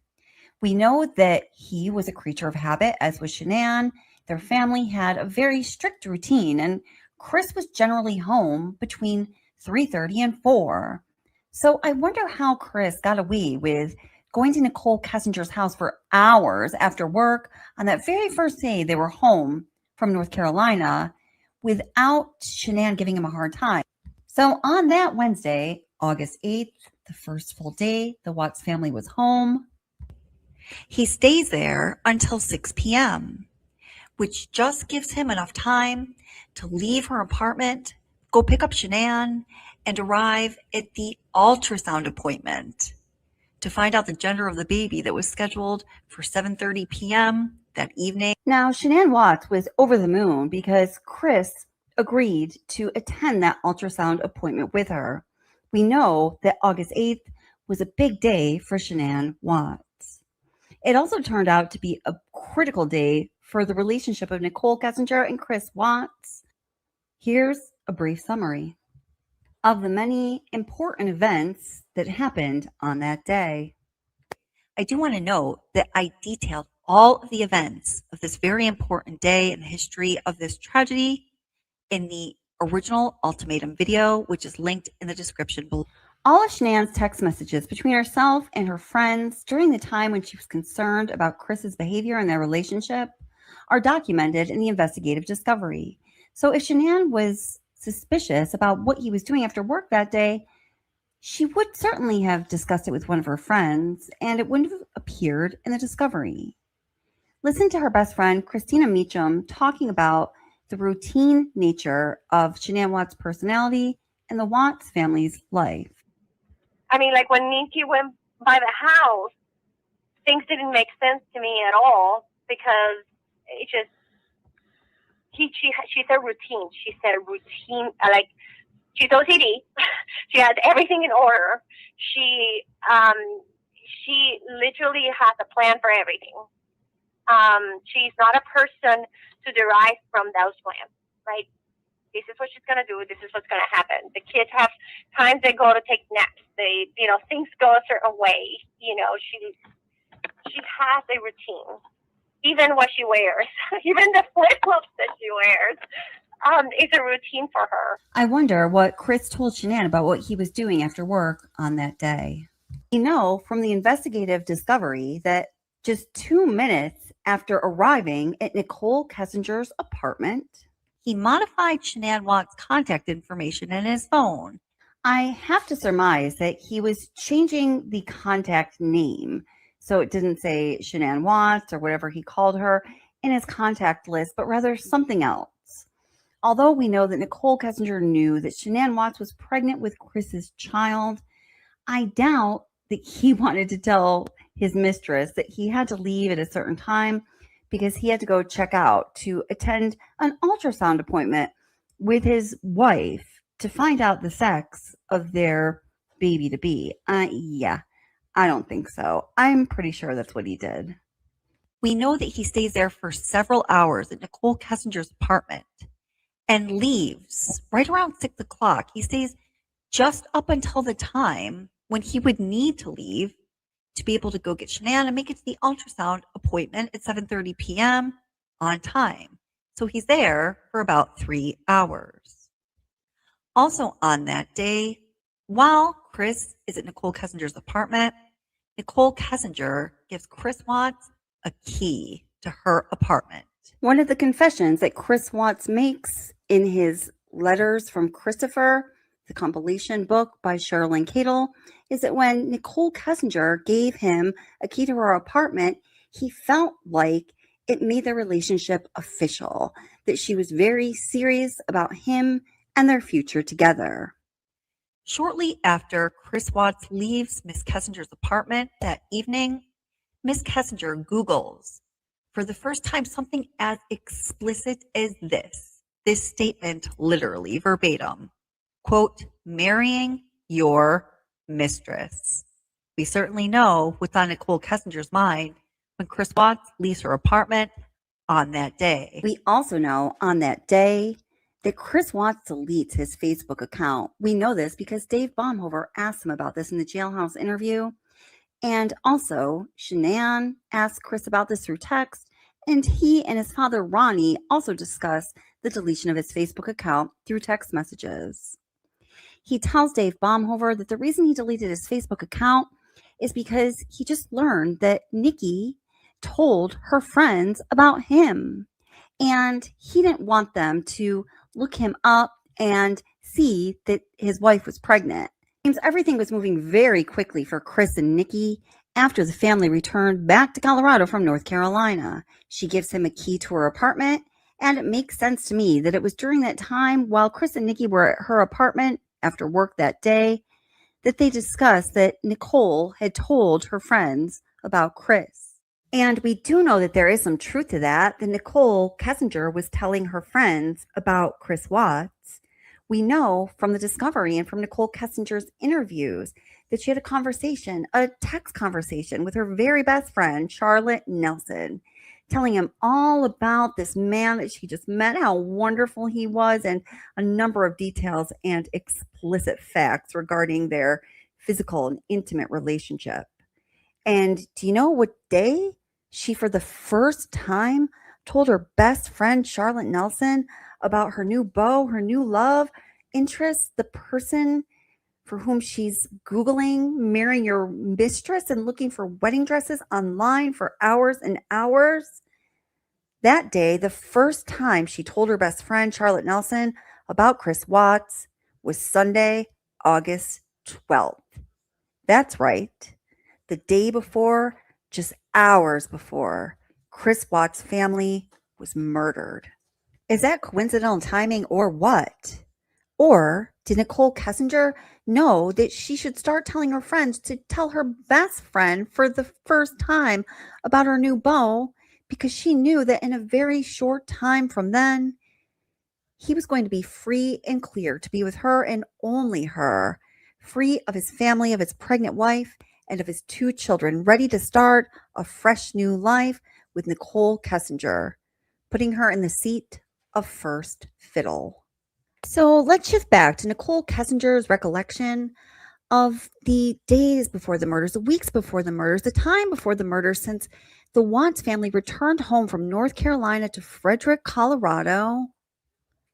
And when Chris Watts, in her mind, was moving closer to holding those keys to her apartment permanently in his back pocket or the console of his truck or wherever he puts his keys, and also her very selective memory and her emphasis on the Watts family selling that house, 2825 Saratoga Trail. And then it was like, we're filing for divorce, we're selling the house. And this was like all as soon as they were coming back from North Carolina, like boom, boom, boom, boom, boom. Would you recall when he gets back from North Carolina? No, I don't even know how long he was out there. I know it was like less than 2 weeks and more than 1. Okay. I don't remember. I really wanted them to fix it. I would have just like left the situation. I knew he told me like we were going to put the house up, but they said he was like, we didn't know how much to offer for it, and we were kind of trying to find somebody. And it like, so for the first few weeks that I hung out with him, he kind of like dragged his feet on, hey, this is happening. And then after North Carolina, he's like, yeah, she wants to put the house up. She's on the call the realtor. And I was like kind of taken back, not necessarily at the speed of it, given how long he said that they've been separating, but the fact that she did it like the day after he supposedly sat down and had a conversation with her about, hey, do we fix this or do we not fix this relationship? So do you remember how many days she was back in Colorado before leaving? Do you know that? Because I don't remember when they got home. Right. Can't remember, but it's okay, Miss Kessinger, because we here at Watts Obsession have done the math for you. After the Watts family got home from North Carolina, Shanann Watts was home a total of 2 days before she was murdered. They get home. He had told you in North Carolina that they agreed to end their finalized their relationship. Yeah. They get home and she immediately wants to sell the house. Yes. And then, so, I mean, I started thinking, okay, well, I know in Colorado, houses sell very fast here. So I was like, what's your plan? You know, and I was like, because you might want to be prepared. And I remember that's when the whole concept came up of you probably need to start looking for a new place pretty quick. And that was when he was kind of overwhelmed with it. And I told him, I was like, look, like I just moved a few months ago. I was like, to find a place that was comfortable for me, it was like, it took like a lot of research. And that's when I offered to help. I was like, I'll help you. And he seemed pretty gung-ho about it for like the first week. And he seemed very grateful. And I was putting in work on it. And I was like calling him and kind of letting him know about places. And there really wasn't that many options in Brighton. I found one. I actually texted it to myself before I texted it to him because I still have that in my phone too.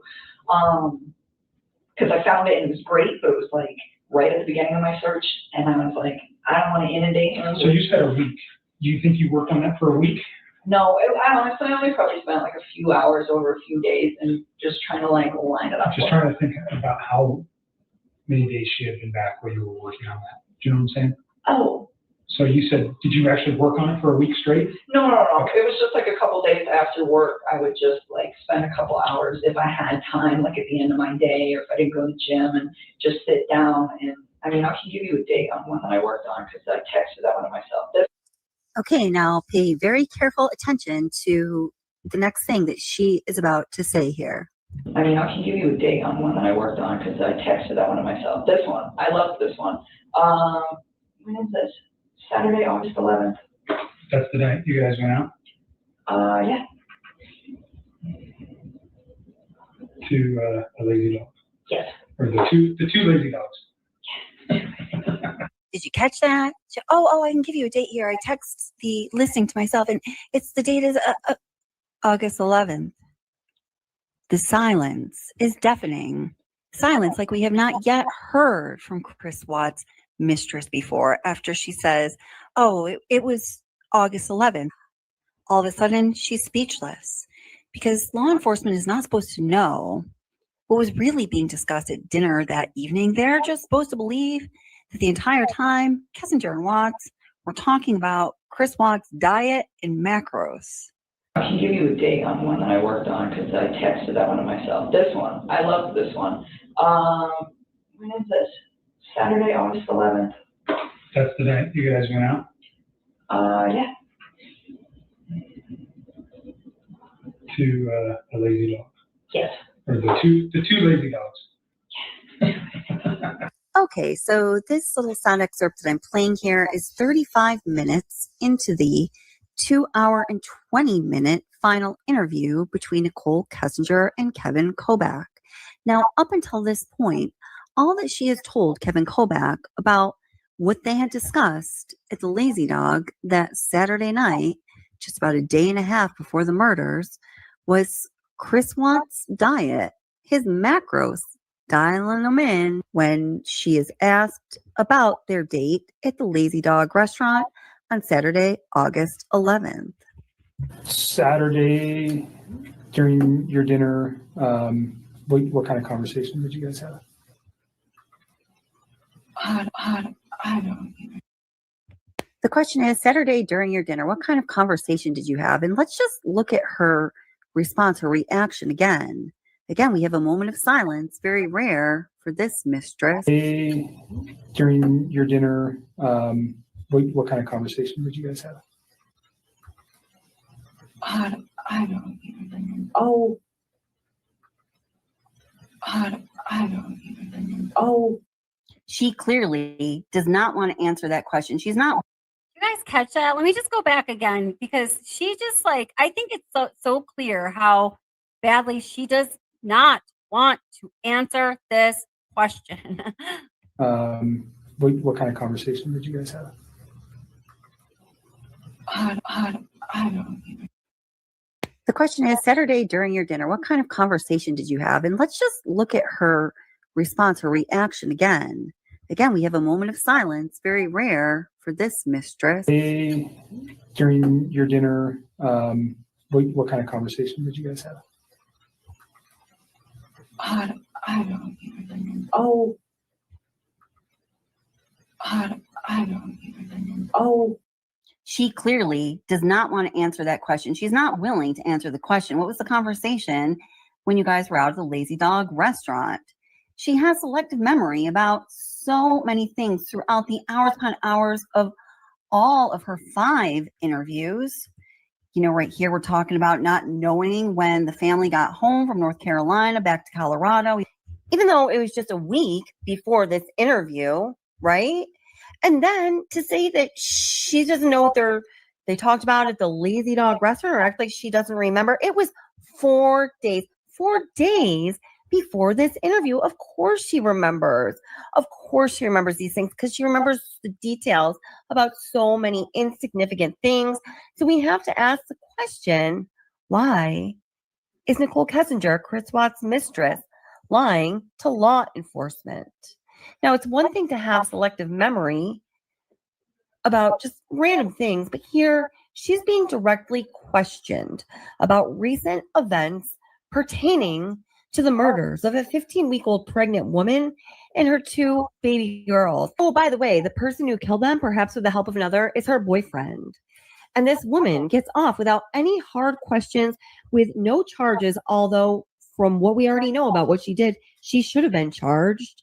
She has no penalties, no consequences or repercussions. Law enforcement completely let her off the hook. And we have to ask, Saturday during your dinner, what kind of conversation did you guys have? I don't even remember. Oh, so he's been trying to like eat a little healthier than he normally does. And he's always like been in the working out since I knew him, and he like tries to eat clean, but he was trying to like step it up a little bit. And nothing like the people who do like the competitions and the shows that are all super restrictive. And it's nothing like that. It's just like day-to-day general maintenance. Wait. What did she just say? The people who do like the competitions and the shows that are all super restrictive. Yeah, the people that do the competitions and the shows that are all super restrictive and stuff, you know, like the professional bodybuilders. Like, what is she talking about? It's crap like this, ramblings like this, complete nonsensical, irrelevant. What the hell are you talking about, girl? Stuff like this that she spews for the whole 9 hours of interviews that she does over those 5 interviews, that lets us know she has no interest in helping this investigation and no interest in telling the truth. Why is that? There's nothing like that. It's just like day-to-day general maintenance. But it's how I eat, and it's pretty healthy. And he's been losing a lot of weight. He lost, I want to say like 13 pounds in the time that we were hanging out. And honestly, when you start eating a little bit cleaner and you start working out a little bit harder, the first couple months, especially for a man, because they lose weight faster, it's not something that's like that drastic to me, but it did stand out that it was like a little much. And so I was like, whoa, like maybe. Seriously, guys, I'm sorry that you are listening to this in my video right now, but I'm going to speed it up here. We're going to listen to it on double time, so she could do it really fast. But I think it's important to understand how long she was talking about absolutely nothing, not answering the question that was asked. Well, because she's lying. And I mean, who would really think that this answer is genuine? And how Kevin Kobach just patiently waits for her to finish with her diatribe and then says, okay, so that was, you know, the bulk of your conversation, all this shit that you're telling me now, the macronutrients. She's like, yeah. It's important. What does she not want to talk about that was discussed at dinner when they were at the Lazy Dog, or what happened that evening that she doesn't want law enforcement to know about? So let me look at them. So he had been working on his MyFitnessPal app and like programming like all stuff he eats. And I just started going through them, and I was like trying to figure out like where his ratios were. And we actually spent a lot of time doing that because he'd asked me to do it for him. Because I just was at the point where I was like, if his weight loss slows down in a few weeks, he'll be fine. And if it doesn't, then his macros are a little off. It's not like that big of a deal. Like in the workout community, this is like a very normal thing. But do you have any other outside concerns, like potential drug use, alcohol use, any of that stuff that led you to go, oh, he's lost an extreme amount of weight in such a short period of time? No, and I wouldn't call it extreme. It was just like, it was a lot. But I mean, when I first started working out, I dropped like 12 pounds in 2 weeks when I first started like hitting it hard with the diet. So the fact that he lost like that much weight, it wasn't, like I said, it was not a surprising amount. I just didn't want it to be like a sustained amount. But no, I didn't think anything weird of it, just because of like how interknitted I am with the like workout community, and I know like this is possible. But it just, the thing that concerned me about it, I guess, and it wasn't even concerned, but the thing that like kind of red lighted me like, hey, this might be carrying on, is the fact that his macros were like pretty dialed in. Like I wrote them, and he like. Guys, isn't it just completely, I mean, I know you know this too, insufferable the way this woman just goes drones on and on and on and on and on and on and on and on and on about herself. This is almost 4 hours of an interview regarding the murders of a pregnant woman and a 3 and 4-year-old little girls. This is just like nobody does this. There is something so incredibly wrong with this person right here that we're listening to drone on and on and on about herself. That is clear. Didn't stay exactly on them, but his calorie intake was about where it needed to be. My experience anyways, for like what he was trying to achieve. And so I don't know, he didn't seem to have a problem with it. He liked where he was at with all of that. So that was your main conversation Saturday. That was like a big chunk while we were there, is like us actually going through, because I was like going through each item, like, why are your ratios off? Do you know where his kids or wife were that night? Good old Kessinger using a technique she is comfortable with when she does not want to answer a question, when she wants to obfuscate, confuse, and redirect whoever she's speaking with. And that is to just ramble on about bullshit that has no consequence or meaning for anything that they should be talking about right now. One of the primary signs that somebody is telling a lie in their narrative story, or if they're being asked questions, is that what they say does not match the question asked. And this happens through all of the 5 interviews, almost 9 hours of interviews with Nichol Kessinger as it relates to this tragedy. So the comfortable conversation that Nichol Kessinger just defaulted to when Kevin Kobach asked her about, hey, what did you guys talk about at the Lazy Dog, is, the fitness app and the workouts and the dialing it in and the macros and the diet and how she helped Chris Watts. And if that sounds a little familiar to you and you hadn't heard those words verbatim before, it might be because another time when Nichol Kessinger does not want to tell law enforcement what she was up to or what was said, she defaulted to talking about helping Chris Watts out with his fitness app. I think this is a really interesting point, that she goes to these like same similar topics when she wants to avoid, answering a certain question. I think this is super interesting, and this is a technique that compulsive liars certainly do use. Good with working out, but he needs to dial it in with macros and the diet. And that was when she ended up at his house on the morning of the 4th of July, after he left her apartment because Shanann was freaking out because she couldn't get a hold of him and she was pissed. She just shows up on his doorstep. This is just a few days after they started dating. I just sat on the floor, and it was on the 4th of July. It was the morning of the 4th, and I was helping him to set up MyFitnessPal app and like track his food, his calories and stuff, because he does pretty good with the working out and stuff. And he asked me, he's like, can you help me just like get this dialed in? It's like, yeah, I can do that.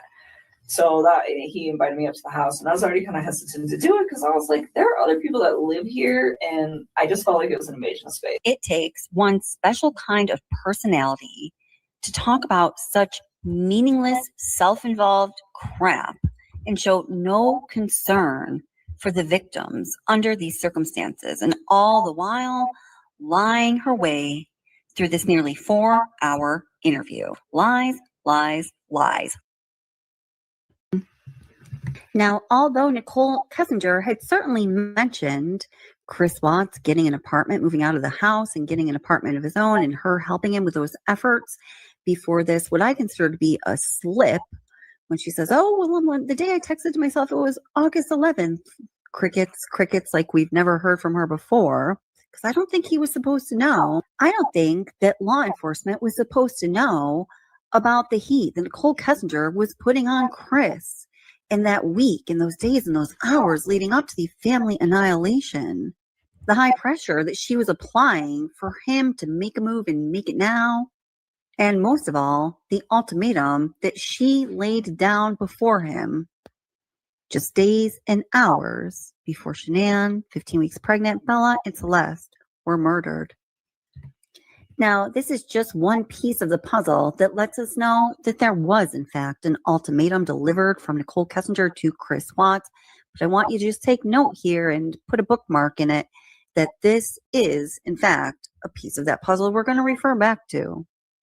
All right, go get yourself a glass of water, a glass of wine, or a cup of coffee, but get ready to pay attention. The following excerpts are going to cover a pivotal, compelling 20-minute span of Nichol Kessinger's interview from August 16th, 2018, the one where her dad was present. Again, it's just going to be excerpts, but I need you to listen carefully. Oh, and we're going to start out when Nichol Kessinger is talking all about those macros when she is asked about their date at the Lazy Dog restaurant on Saturday, August 11th. Saturday during your dinner, what kind of conversation did you guys have? So just like Nichol Kessinger did not want to tell law enforcement that she had a tantrum on the 4th of July and showed up at Chris Watts' house and all of the rest, she didn't want to tell law enforcement what she and Chris talked about at the Lazy Dog because it had very much to do with Chris Watts' relationship with his wife, again, just like it did on the morning of the 4th of July when Shanann wanted Chris to answer the phone immediately and was questioning him because he wasn't. And he responded to that, and that upset his mistress. Something was going on with Shanann and Chris that weekend of the Lazy Dog date. And on August 11th, just before the murders, they had Nichol feeling very uncomfortable about Chris and Shanann's relationship. She was freaking out, throwing a tantrum, needed things to be her way, making demands, telling Chris how it was going to be, pushing him around, berating and belittling Shanann, and caring about no one other than herself. Do you know where his kids or wife were that night? On Saturday? Yeah, his kid. Well, you know his kids are with the babysitter. Do you know where his wife is? She's in Arizona. Okay. How do you know that? Because he told me. Okay. Do you know what she's doing there? I think she's on a business trip. He didn't even tell me right away. He actually told me, I think, like on Saturday or something. It might have been like Friday or something. I honestly don't remember. I just remember I was like really surprised where he's like, hey, like, I'm going to try to get a babysitter if you want to hang out or something like that. And I was like, why do you need a babysitter? Like, your wife's home. He's like, no, she's out of town. I was like, oh, okay. Is there much conversation regarding? And check out the body language from Miss Kessinger. I just asked him what time she was coming home on Sunday, and he just said really late. Okay. And that was it. I mean, there's nothing really to talk about with that. And she ends by saying, when he's asked if they talked about Shanann, yeah, well, there's nothing really to talk about with that. Wow. Remember, again, Shanann Watts' remains were just recovered hours before this interview. And for people who wonder why the world can't stand Nichol Kessinger, here is a shining, well, really, a dimming example. Not really. I just asked him what time she was coming home on Sunday, and he just said really late. Okay. And that was it. I mean, there's nothing really to talk about with that. Okay. So your conversation's mainly health related. Mm-hmm. You guys return to your house, and then he goes home, and then you talk to him for a few hours on Sunday. All right. This is Kevin Kobach's first attempt at taking a crack at trying to discover what that 111-minute phone conversation was about that happened literally just a few mere hours, 2, 3, 4, 5 hours before Chris Watts' family was murdered. Now, something you might find interesting, how many times did Kevin Kobach ask her about what was discussed during that 111-minute phone conversation on Sunday, just hours before the murders?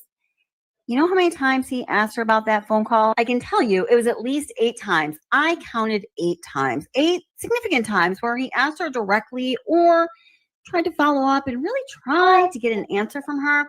And did she give him any meaningful information or truth about the 111-minute phone call? Any of those 8 at least times he asked her directly about what was on that phone call? Like, it was long, weird timing. It was the longest phone call in her 3 months of phone records that they obtained per the discovery by far. The second longest phone call on her phone records was only 52 minutes. At 111 minutes, it was significantly longer. significantly closer to the time of the murders of Shanann, Bella, and Celeste than any other phone call. And you know what else? You may have heard me talk about this before in one of my phone data videos. On her phone bill, the 111-minute phone conversation is right next to the 6:16 a.m. phone ping that happened right outside the Watts house. That's right. No other activity happened on Nichol Kessinger's phone between that 111-minute phone conversation just hours before the murders and her 6:16 a.m. ping right in front of the Watts house that would have happened just hours, minutes, moments after the murders. So I think that's another important point I just want to highlight on her. As far as her phone activity goes, these two events are next to one another chronologically. Nothing happened between them as far as her phone activity. The end of the 111-minute phone conversation, and there's a whole lot around that that's interesting. We talked about that during the last live stream. We talk about it again and again and again. It's all really important stuff. And then the 6:16 a.m. phone ping. From the end of the 111-minute phone conversation to when her phone pinged in Frederick, Colorado at 6:16 a.m., there was no other activity on her phone. That's important. Oh, man, like how was she not interrogated and investigated heavily? And then you talked to him for a few hours on Sunday. Did I? Are you asking me or are you I'm telling asking me? you. Oh, I was like, I don't even know. Someday, honestly, so wait a minute. That was Saturday. We're talking about Saturday. We're not talking about Sunday right now. This is a dimming example of one of the travesties of the dynamic of this interview. That Nichol Kessinger is allowed to just lead him all over the place in whichever direction she wants to go. He asked about the 111-minute phone conversation on Sunday. She's just like, wait a minute. We're on Saturday. Well, there's nothing more to talk about on Saturday. Nothing else happened unless she wants to mention her Google search for Shanann Watts, Chris Watts, Ronnie Watts, and 2825 Saratoga Trail that happened 2 minutes after Chris Watts left her apartment at 10:02 p.m. after their dinner at the Lazy Dog that Saturday evening. Aside from that, nothing else happened, apparently. Since most of you have already listened to many of the Nichol Kessinger interviews, and specifically the one from August 16th, the one where her dad is present, I'm just going to tell you that as he asks her, as Kevin Kobach asks Nichol Kessinger about the 111-minute phone conversation, she successfully detours him for about 10 minutes, going off about Nutgate, talking about CC Watts' apparent tree nut allergy and the fight that Shanann and Cindy Watts got into as a result while they were in North Carolina on July 9th. You guys probably know a whole lot about that whole situation. And if you don't, I have plenty of videos created about Nutgate on the channel. She just talks and talks and talks and talks and talks and talks and talks in circles and really doesn't get anywhere. So finally, Kevin Kobach cuts her off about that and tries again to redirect her. So after successfully ending the tangent Nichol Kessinger was taking him on about the tree nut allergies and the Nutgate argument between Shanann and Cindy Watts, he's going to go back to trying to question her about the 111-minute phone conversation. What I'm thinking is he's realizing that's probably not a good idea to try to launch right back into, because she's already on alert that he's trying to probe around about it and she is being defensive and evasive. So he just asks her about the nature of their relationship, of her relationship with Chris Watts while they were dating for the apparent 6 weeks that they were together. Nichol Kessinger talks about their affection for one another and saying, I love you. And there's that weird story about how he said, I love you to her while he was in North Carolina. And she said, well, hear it from her yourself. I was like, don't say that to me. Like, please go try to fit. And I mean, and that might even be in the text too, where it's like, don't say those words to me and then go wife and lay in bed with another woman. Like, just don't do that. Wow. As a side note, I wonder if her dad is impressed at all at what comes out of Nichol Kessinger's mouth. I mean, the nerve for her to say that Don't say you love me and then go lay in bed with another woman. Dude, that woman is his wife, bitch. Get out the way, bitch. It's his wife. I just can't even believe those words came out of her mouth. During this interview, he just sits there. What is going through his head, or is he just used to this crap? Okay, as we start to move towards talking about the moment, the event, the thing that made Nichol Kessinger snap, that pushed her over the edge and caused her to deliver the ultimatum to Chris Watts, it's me or your family. I just want to point out a couple things about that little excerpt that we just heard about Nichol Kessinger saying, oh, don't say I love you, or don't go lay in bed with another woman. So gross, right? First of all, I think we see time and time again the complete lack of compassion that Kessinger has for Shanann Watts. I mean, for God's sake, she doesn't even care that the woman was just murdered. She certainly doesn't care about the relationship dynamics that were going on between Chris and Shanann, who had been together for years and years and years and years while they were in North Carolina. All she really wants is to be with Chris Watts obsessively, and God knows why. But I mean, that's where this woman is at. Also, this is just one example of the many examples where you see a clear display of contempt and disgust for Shanann Watts. And these are the ugliest human emotions that we feel towards another person. And when people are feeling contempt, disdain, or disgust for someone, there is really almost a necessary hatred for that person. And also those feelings in and of themselves are so uncomfortable because they are so ugly and intense to hold inside that people will usually do just about anything to eventually escape that feeling, including irrational things. So when Chris Watts says, I love you to Kessinger when he's in North Carolina, she tells him what she thinks about that. So listen carefully to this. I always notice this, and I think that this is so important. Don't say those words to me and then go try to make peace with your wife. Did you catch it? She says, don't say those words to me and go try to make peace with your wife. She almost says life, but she then corrects herself and says wife. Well, why is this significant? Because I think it's not just Chris Watts' wife that Nichol Kessinger has a problem with and really would like out of the picture so she can have that hunk of hot loving all to herself. I believe she has a problem with his entire life that doesn't revolve around her. So that would be, of course, his children and Shanann at this point. And I'm sure if their relationship did continue, they are on a trajectory for her to have a problem with everything in his life other than her. But that's a whole different video. Nichol Kessinger is not okay with any aspect of Chris Watts' life that is not Nichol Kessinger. I mean, do you guys agree? Leave a comment down below. So eventually Kevin Kobach tries to again redirect her to the topic at hand, finding out information about the murders of Shanann, Bella, and Celeste, and says, well, during the course of your relationship, the kids and the wife were gone most of the time. You got to spend a lot of time together. And listen to how she answers.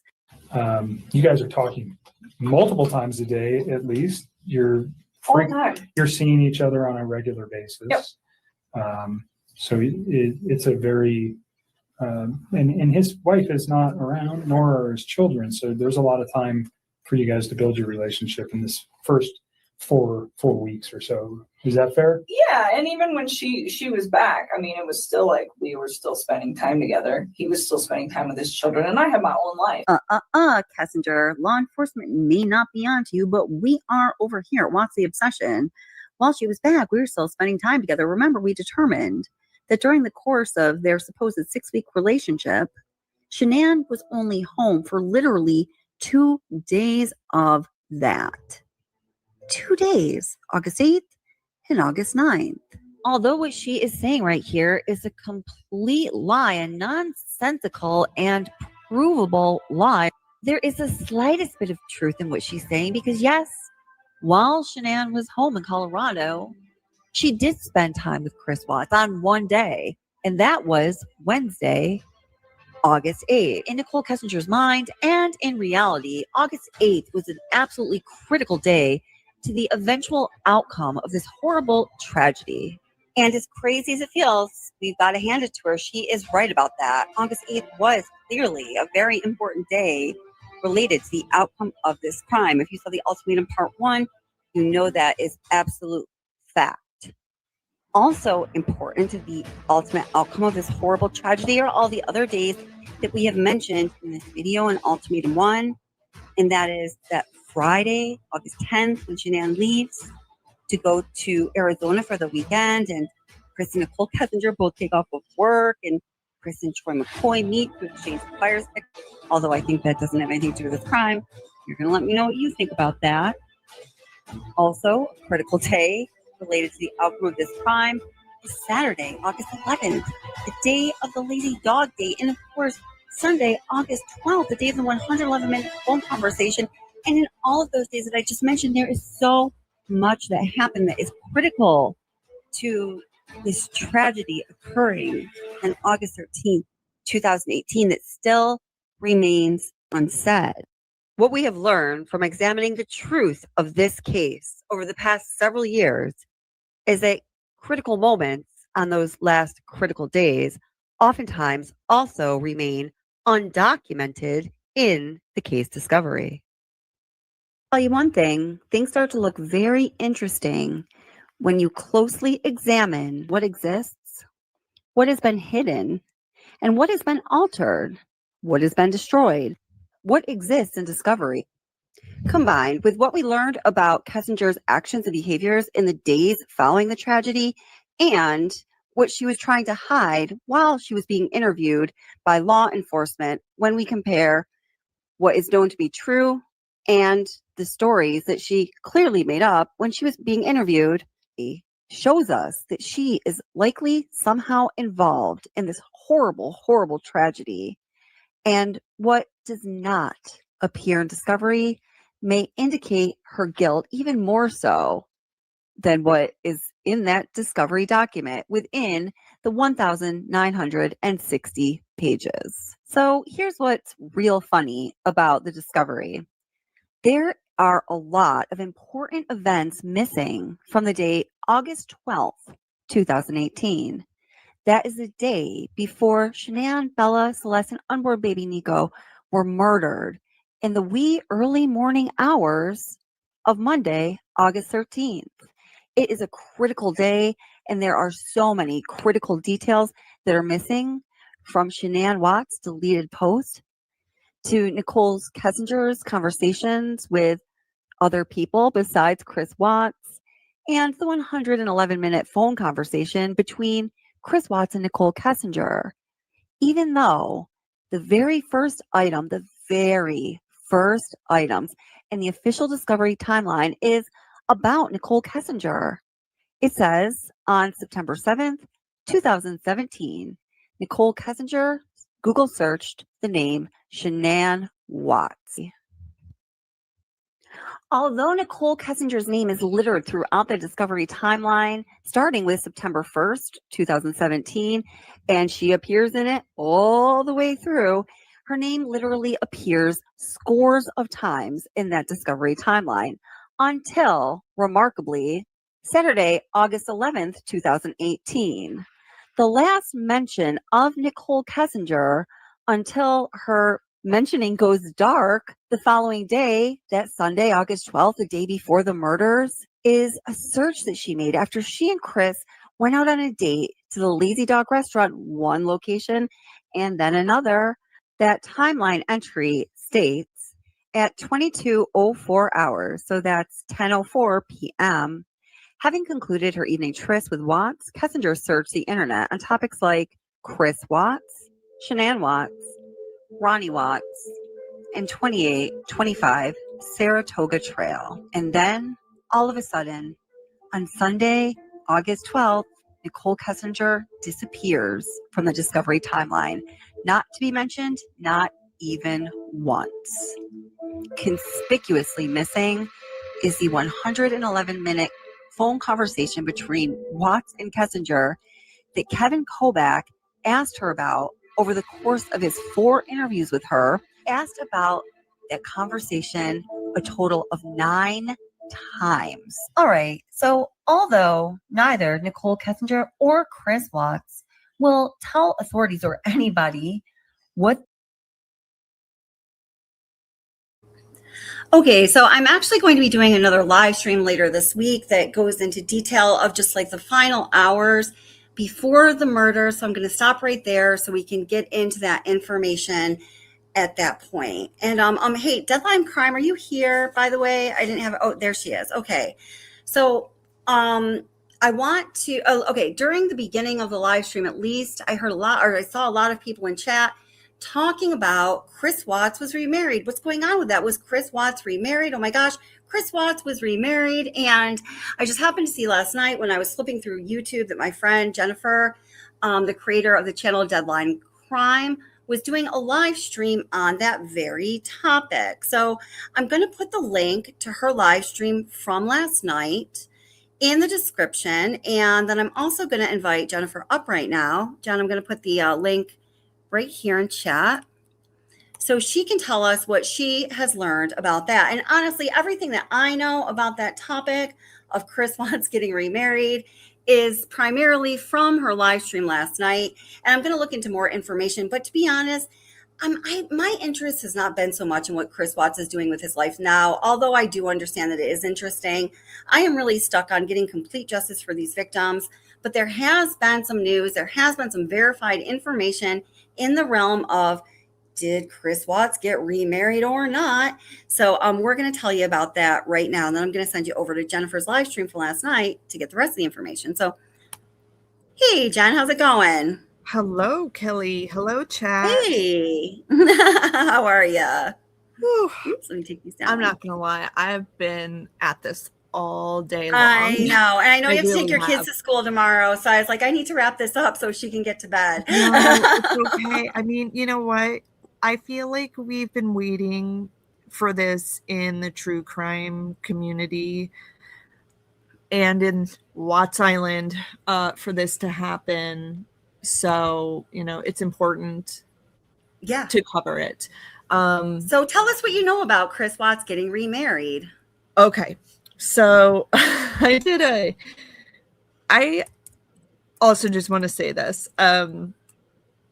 to you as well and many other creators. There are a lot of us who knew about Lizzie for 2 years now.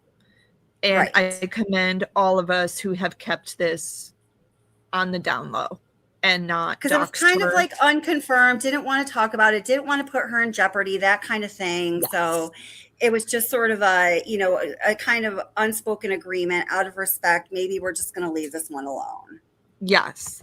So but she herself has kind of come out to the public, right? So now that's why we're talking about it. She has now come out in the public. I don't know if you guys got a chance to read the Daily Mail article. I do have some little excerpts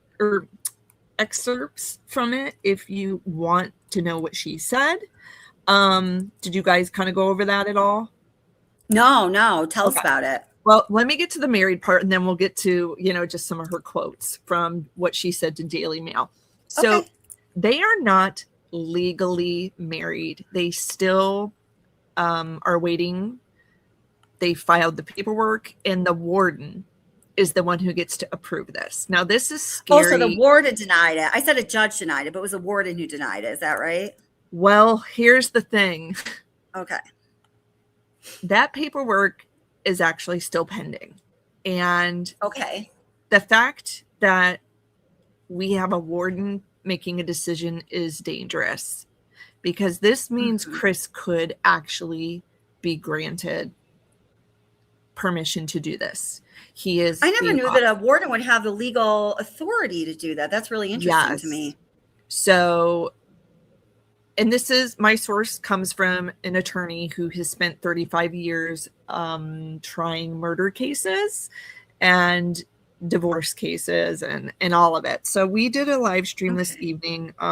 So hopefully it's okay I say that. That you guys should definitely check out. We talk a lot about why Nichol Kessinger possibly would never face charges and all that. So go check that out. And so John has told me that a warden will be the one to make this decision. Now, we all know that Chris has been said to be a model citizen. He has a job there. And here is what I've learned today. In order to get married in Wisconsin while you're in prison, you have to be in this relationship for an extended amount of time, more than a year. Now, we know they've been together for 2.5 years. No, I wonder how they determine that based on visitation records and stuff. Yeah. Like this person has to be on your visitor log for such amount of time, or Yes. And so the other things that would possibly stop them is if this person was a danger to anyone that works in the prison. So we know that is not going to be a problem. Okay. Just, someone who doesn't have a criminal history as well is a factor. Honest to God, I'm a little scared that this is going to get approved, to be honest with you. An interesting fact I also learned in Wisconsin is you cannot, this won't apply to Chris, but you cannot get married 9 months before you are supposed to be released. I'm assuming that has something to do with they don't want you to be paroled out to someone's house that you haven't been in a long-term relationship with. So there's a lot of red tape when it comes to getting married. And after learning the rules here in Wisconsin, I'm going to tell you guys, I'm a little worried this might get approved. Well, let me ask you this. Okay, well, I have a few questions. But based on the information that you presented at your live stream last night, in addition to what I already believed I knew from what I'd heard, again, I haven't researched this super deeply where I've vetted sources, verified information. But the woman who he is, the girl, let's call her the girlfriend, she is wearing a wedding ring. Okay, wait, and you haven't said her name yet? She has. I hadn't yet. Well, they've said it in chat. It's go ahead. Go say her name. It's fine. Go ahead. Okay. And guys, the reason I'm saying this is because she has openly come out. I would never. That's right. That's the only her. reason we're talking about it. Yeah, right. We we don't are want to put her not- in danger. That's Yeah, right. and She's gonna decided say to put this- herself in danger. Correct. I'm going to say this, and I'm not saying it as a joke. I really pray for this woman that she has protection and safety because she is putting her life at risk for this relationship, which is ridiculous. I have my theories on why and how this relationship even started in the first place. But again, we want no harm to this woman. We're not saying go search her, go do anything to her. So, well, Jen, listen. Don't even say her her last name before she took on the name Watts, but just say her first and middle name because I need to make a point here. Go ahead. Yeah. So Lizzie Watts, middle name. But what's her middle name? Lee. We have. Isn't that another crazy, guys? Lee Her middle in the name case. is Lee. Lizzie Lee Watts, Chris Lee Watts, Nichol Lee Watts, Nichol Lee Kessinger. What the Lee fuck? I want to ask a psychic or something about this and be like, what is this connection? What is going on with this? That's what stood out most to me when I saw her name. I was like, I cannot believe her middle name is Lee because people made such a big deal of his name is Christopher Lee Watts. Nichol Kessinger's middle name is Lee. And then the baby's name was going to be Nico, which is kind of like Lee. Nicole, middle name Lee. Like, what are the chances What? her middle name is Lee? What is going on? I'm What is honestly going kind on? of surprised she wouldn't change her middle name. Right. Just to kind of go into some more hiding because, right, as you know, on the records, the visitation records, and honestly, Kelly, I wouldn't even feel bad about it now because it is so publicly shared now. Right. Don't feel bad about Sure. it. Okay. A lot of us held this close to our chest for 2 years now, and she has now Right. outed herself. Herself, So right. this is on her. We're like, good job, bitch. You know how hard we've worked to protect you, and now you're We've been searching you for 2 Oh, years. God. now. And Oh, wait, here. Let me bring up a picture of her from your live stream last night, okay? I've got more now. Oh, you do? I have more. Well, do you want me to send people to your channel for that? Because I'm trying to kind of help you out like that too. Yeah, go for it. So we I don't did have to show them all here. I'll just show them this one. Okay? Actually, So you then can people go you can even play the short that I made, and I show all of them. Oh, you did? Okay, let me find. Here, keep talking for a minute. I have to find the short. Okay. Let me tell you guys how I think this relationship started, and then I'll read a little bit of what she said on the Daily Mail. So the more you dig into this woman, you're going to see that she has a very religious background. Mm-hmm. I'm assuming that oh, by the way, I texted you this short. Oh, you did? Okay. Cool. On your phone. Cool. So just to make it easier. Awesome. She is a religious person. I truly believe that she got involved in some type of prison mentorship in some way. Her brother is incarcerated in Ohio. Is he at Dodge? No, he's in Ohio, and guess what his charges are? Okay. Oh, Jesus. Do tell. Well, we have several charges. We have assault, robbery, 2 murder charges. Oh, God. Okay. So my thought is that she's probably involved in some type of church group and probably started writing him. But here's where I guess it gets a little crazy. Okay. She moved her life from Ohio to Wisconsin. Okay. So she's moved to Wisconsin to be closer to Chris. You know, like this is a serious relationship. I mean, what she's calling herself his wife. You can go ahead and play that clip while I pull up the Daily Mail quotes. Let me make sure I got it. Let me get to the beginning and turn the volume. Nope, turn it up. Hold it 1 second. Oh, okay. All right, here we go. Do a deep dive on Lizzie Watts Henderson. I've kept quiet for 2 years as I've researched doing open records requests and deep diving. Let's take a look. All of this is public. You can find it yourself if you go digging. So not doxing her, not giving her address away, but take a look. And please join me tonight, 9 p.m. Eastern on Deadline Crime. I'm going to be with John Reif, attorney, and we're going to be discussing the new deed. Oh, okay. Let's see. Wait. Oh, wait. Did it show a picture of her? Oh, we're going to pictures right now. Oh, wait. Hold it. Oh, what happened to it? I probably just paused. Okay. Wait. Hold it. Oh, is this it? Okay. Yes. All right. Okay. Okay. See So this is pictures of her. She is a godly woman. She does volunteering. You'll see in some of these photos, like here, she's involved in a lot of groups. And, you know, I'm taking full credit for, you know, if you guys don't believe these or her or their AI, whatever, go for it. But she's on LinkedIn. Yeah, I've looked into it enough where I can stand behind the fact that this is legitimate. Yeah. She's obviously mixed race or African American. Yes, she is African American. She has a Twitter account, and you can see the shift. See how the pictures come along with me as we do a deep dive on Lizzie. But as you can see, the pictures kind of shift from a woman who looks like, you know, she was maybe partying, having a good time, and has turned to God. So I'm assuming that was their connection, their relationship. I really, that's my guess. Okay. I'm going to read the Daily Mail quotes from her. Okay. Perfect. Okay. Thank you. So last night you heard a little bit of the interview I did with Lisa. Lisa is the gal who ran into Chris Watts because she was visiting someone at Dodge Corrections.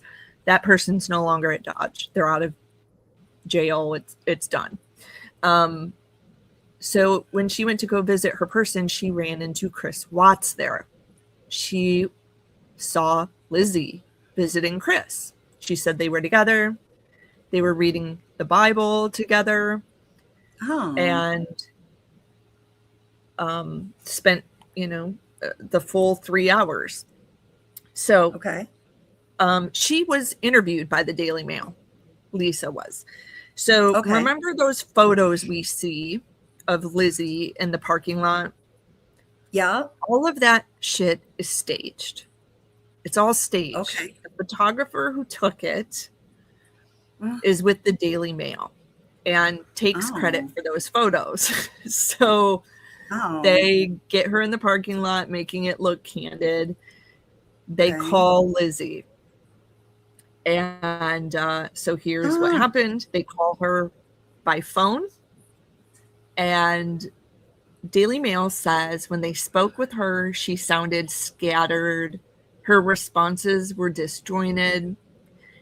She did confirm she's in a relationship with Watts and admitted that it could be perceived as weird.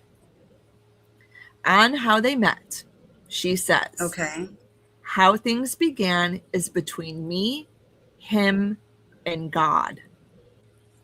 I don't think God wants anything to do with it, but okay, that's just her opinion. Whew. When asked, no, I agree. I'm like, woman, you need Jesus, but she thinks she thinks she's found Jesus, so we have a problem here. When asked about the crimes, Henderson responded, how do I feel about it? He knows how I feel. Then she continues, I don't know all the people involved, but I would want to respect them. What does she mean she doesn't know all the people involved? Like she hasn't done research on this case? I don't know. Yeah. She described the killings as something harsh. This is the quote that bothers me the most in the entire article. She describes the killings as harsh for anyone to experience, seemingly what to the downplay. Fuck? Right. Excuse me? Having your husband put his hands around your throat and squeeze until he kills you is harsh for anyone to experience. Like, like having like a bad period is harsh for anyone to experience. Like, getting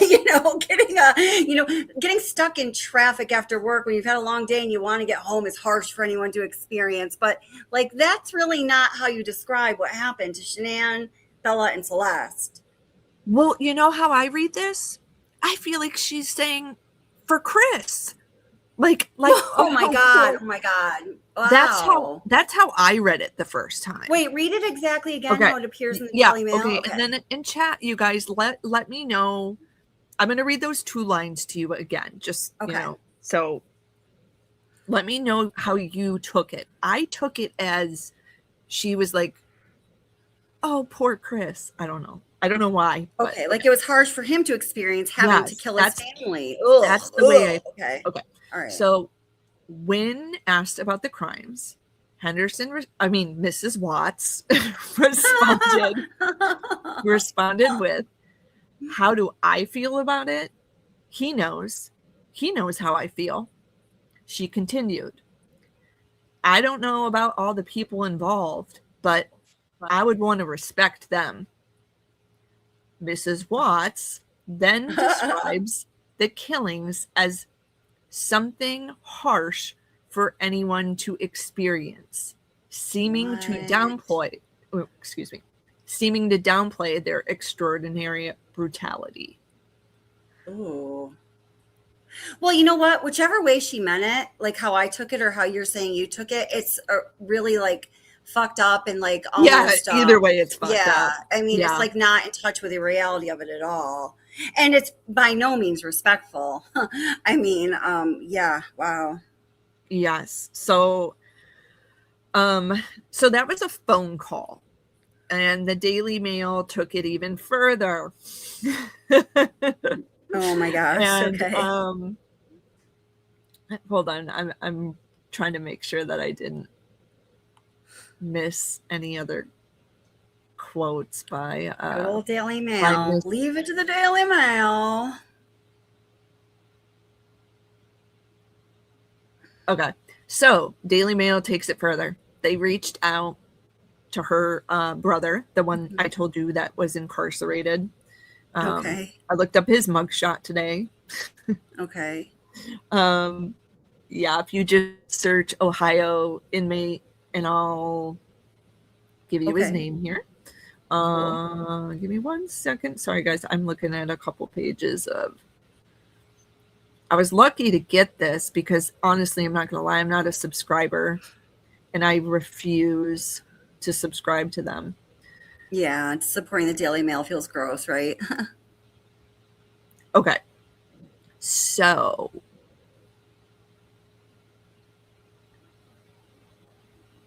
where is the brother's first name? I'm like missing the first name. Okay. Well, anyway, it verifies that she visited him 20 times last year. We all know that because we've seen the prison logs ourselves. And sorry, guys, I'm trying to find the quote from the brother. Okay. Here we go. Okay. Johnny Henderson. Her brother Henderson is 43 years old. And if you just search him up in Ohio, he'll come up real quick. Incarcerated for sexual assault. But when I looked at his booking sheet, it had murder charges on there. Oh, God. So I don't know. Maybe he's pending trial. I don't really know. So they reach out to the brother, obviously, to ask him, what does he think? What's up with your sister? Yeah. So here's the quote. She told me that he was serving time for committing a murder, but she made it seem like the person he killed stole something or something, or that this person did him wrong.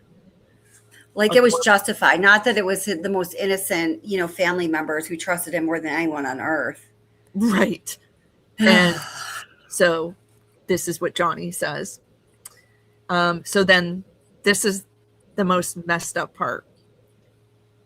The Daily Mail during this interview with him was like, so you don't know who it is? And he's like, no. So they tell him that it's Chris Watts. Oh, God. And this is his quote. Oh, shit. I'm shocked. That's kind of bad. Oh, God. It gets worse. Dude, when your brother, the convicted murderer, sexual assaulter, says, oh, that's kind of bad, God, you better think twice.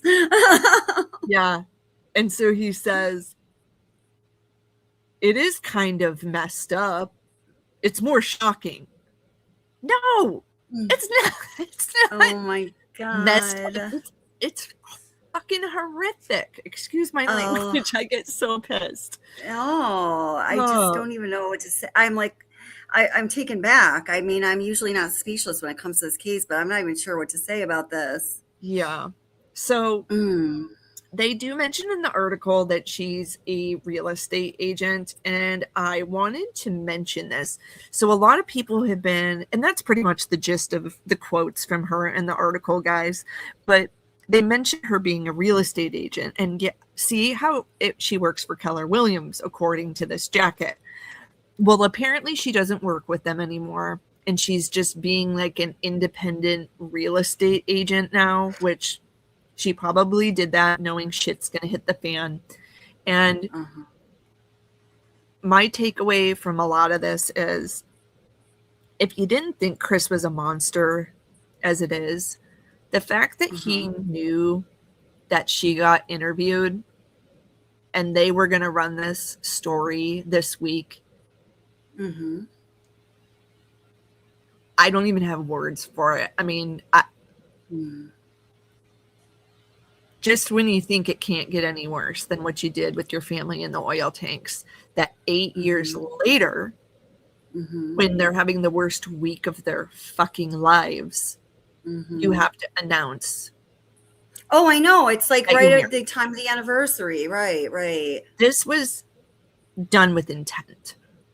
Because this just came out like yesterday, right? Yes. Yeah. And it's fucked up. You know, they reached out to Nichol Atkinson. She said no. I'm sure they reached out to everybody in this case again, right? And they couldn't get anyone to talk. So they decide to go with this. And then remember last week we had McCann saying, which I don't believe, but now I'm starting to wonder. You know, see, I don't, and that was a Daily Mail piece, right? Too. So Daily Mail has like some podcasts or something, and they revisited. They did a 3-part, like hour-long each part series or something on the Watts case again. And one of the parts features Amanda McMahon, that woman that said that she dated Chris Watts, you know, before the murders, that they had met on Tinder, and that when they met, he enacted an RAPE fantasy and da-da-da. Now she's saying, like, going even more into it. They gave her like a full, like, half hour, 45 minutes. I have looked into the possible validity of her story in every which way, as have so many other people. And I'm telling you, bitch is lying. She even says at the time, when she says that she was dating him and this happened, that she was like, you know, low on her ride, that she was getting over like a heroin addiction or something. And I just think the woman she's just whack. She's completely made it up. There's nobody that's been able to corroborate anything that she said about it. And now she's saying that, didn't she say that she met them through like some swinger site? Like Chris and Shanann were swingers and that's how she met them? I don't recall that. I'm pretty sure. Here's what I recall in the interview. Because I actually just put it back up again and bumped the audio up because it's really hard to hear her in the original. And she says she met him on Tinder and they met in a Chick-fil-A parking lot. Right. Here's some extra info that I'm going to word it carefully.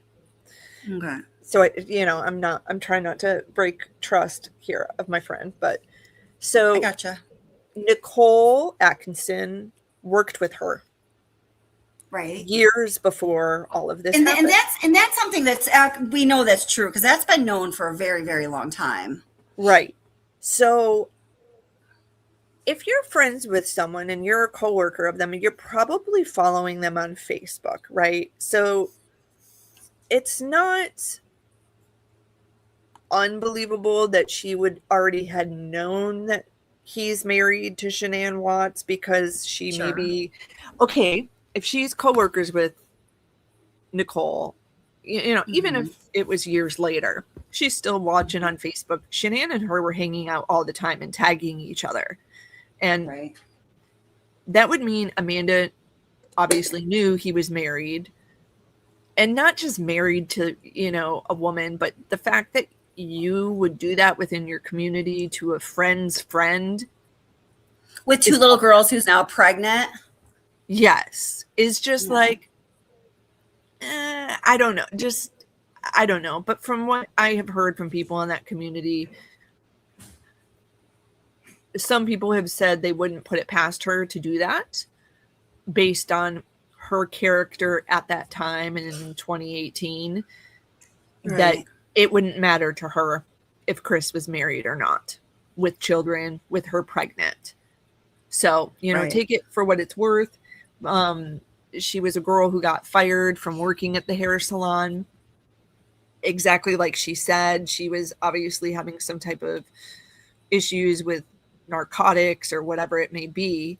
But I'm really starting to wonder now. At first I was like, this is bullshit. I mean, what's making you wonder if it's legitimate when we haven't been able to find any like facts corroborating her story?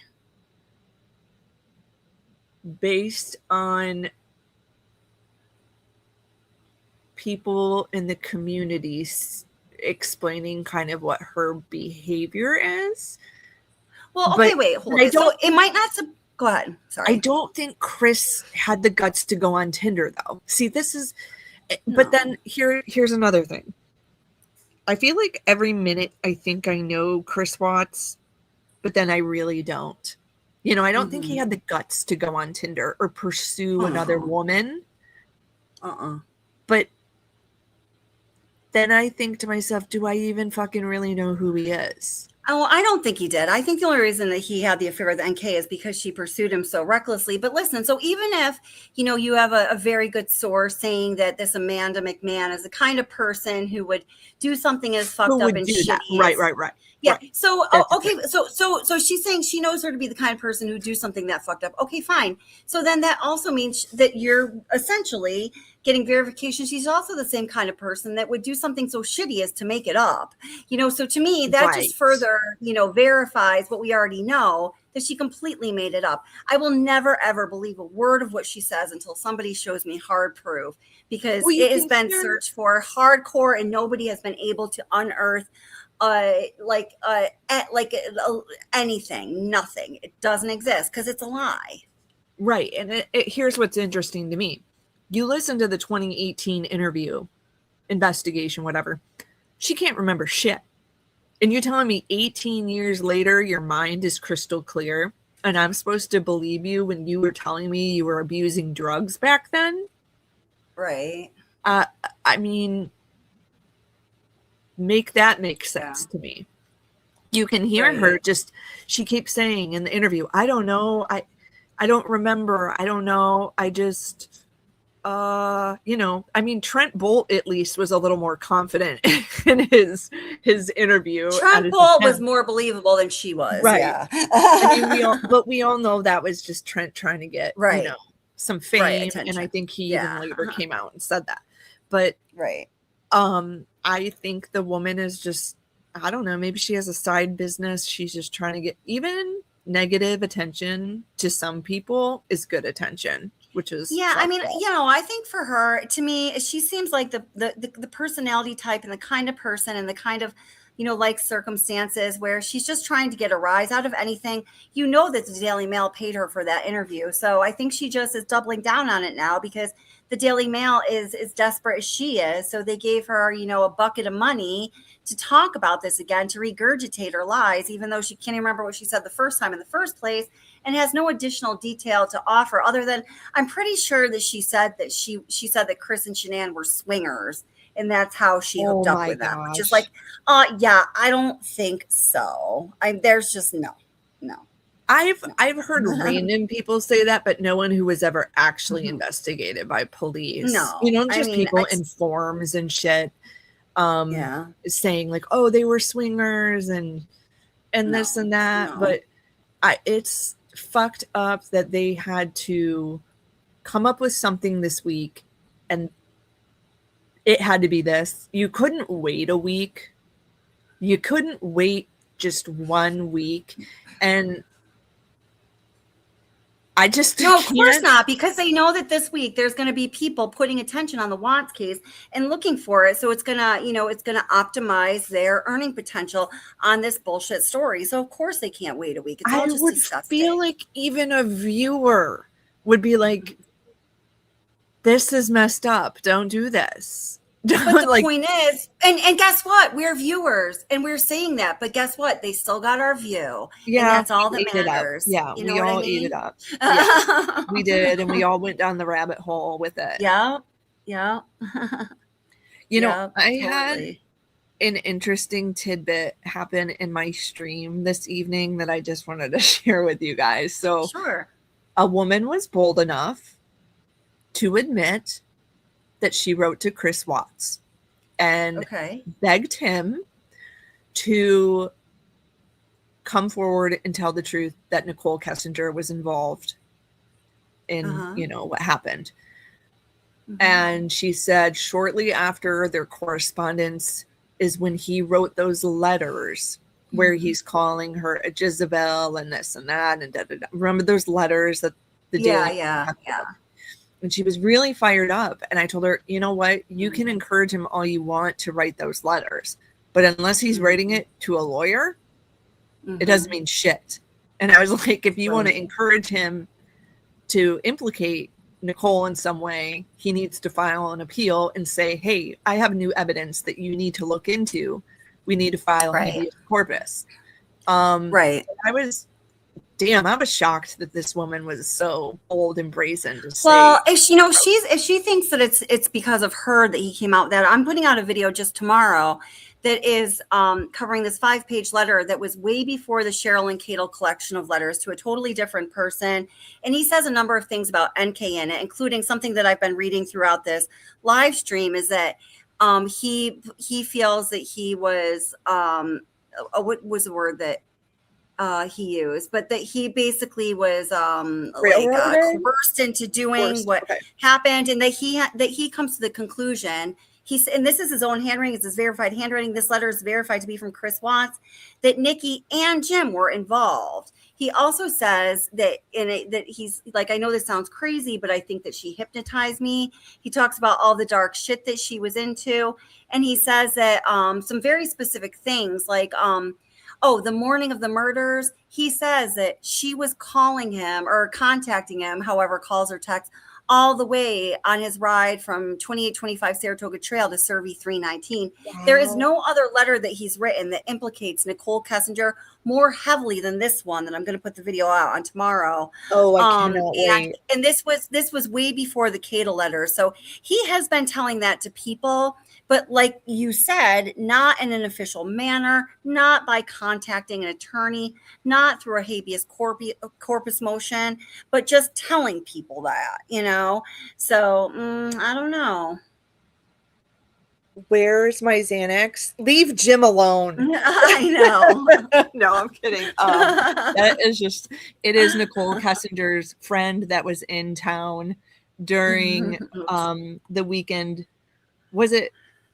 Well, she talks about him. She talks about him coming over to her house on the Sunday? Monday of the murders. Monday. He came Monday, right? Yeah, Monday. Yeah. Okay, so he came Monday. But Jim is just a friend that had a key to her house and all this stuff. Go watch some of Kelly's videos and she'll break it down with you. Watch the video I'm dropping tomorrow. We'll get all into it. Yeah. Oh God, I lost my train of thought after that. Oh, I'm sorry. But anyway, so I've just had a lot of people, and thank you so much, Kelly, for giving my channel a shout out. I really appreciate your support all the time, even when we chit chat and you guide me through the analytics side. Yes, you guys have no idea how much goes into YouTube. So if you donate to her, please do. The editing is not free. Oh, thank you.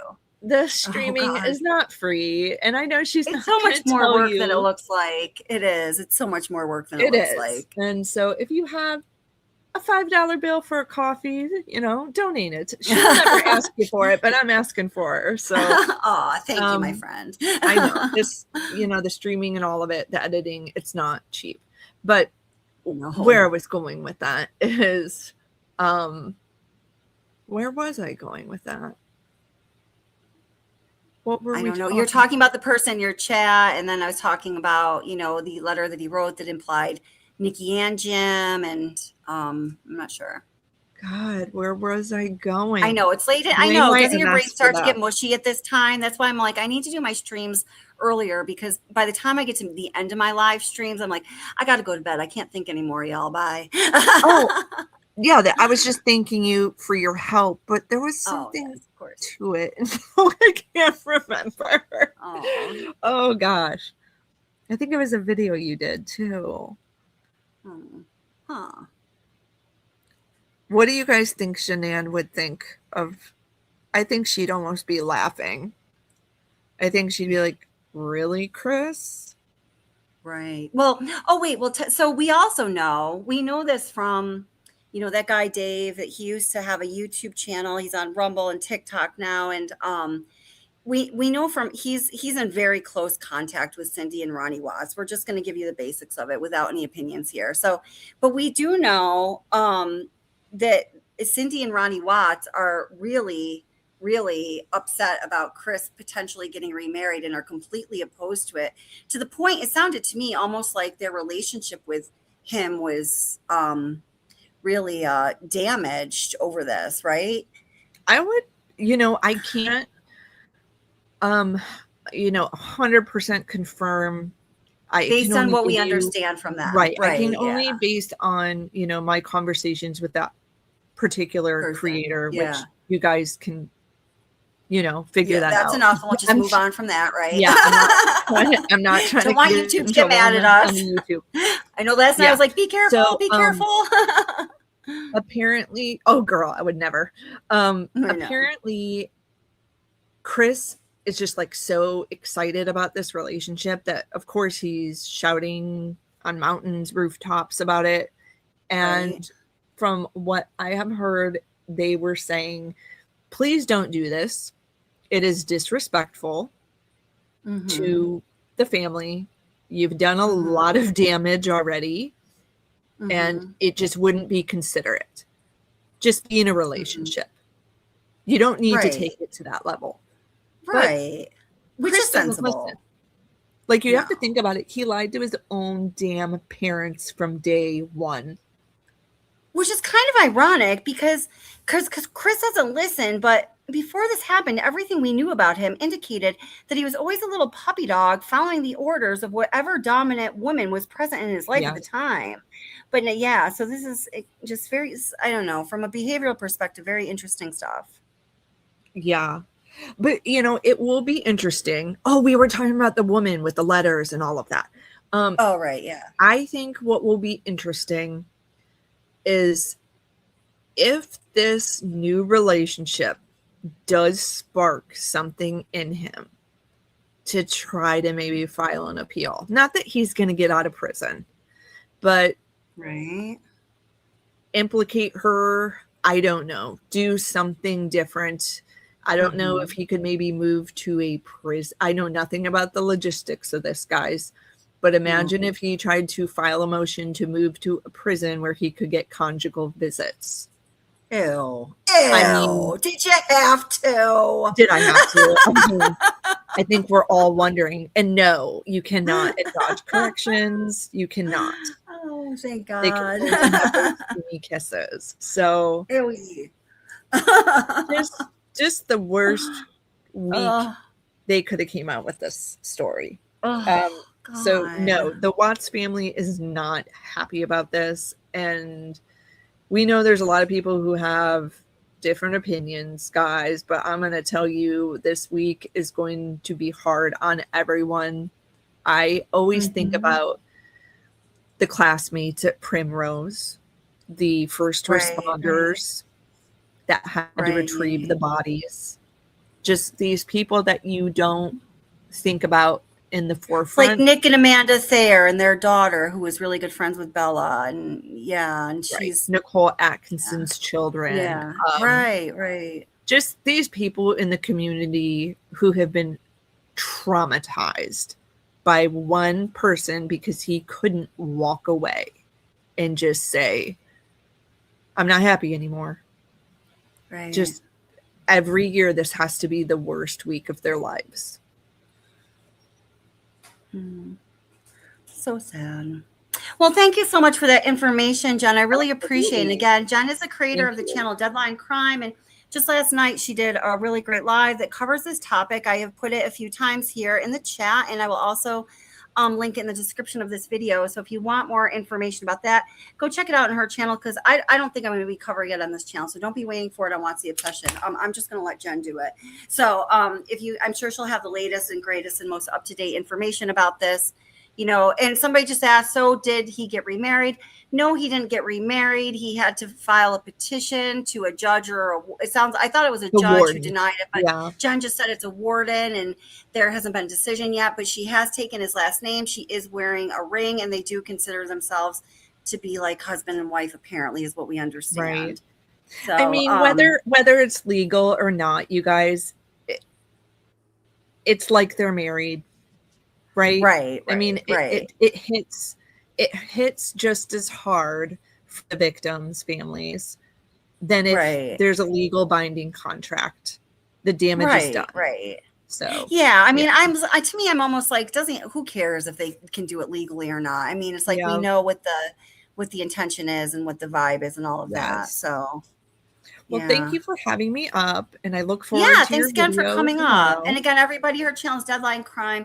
follow the link that I put in chat, and I'll put it in the description here. And she's, tells us a lot more on this topic. And it sounds like she's going to continue to follow it up. So that's where I'm going to be getting my news on is Chris Watts remarried topic. And that's where you should go too.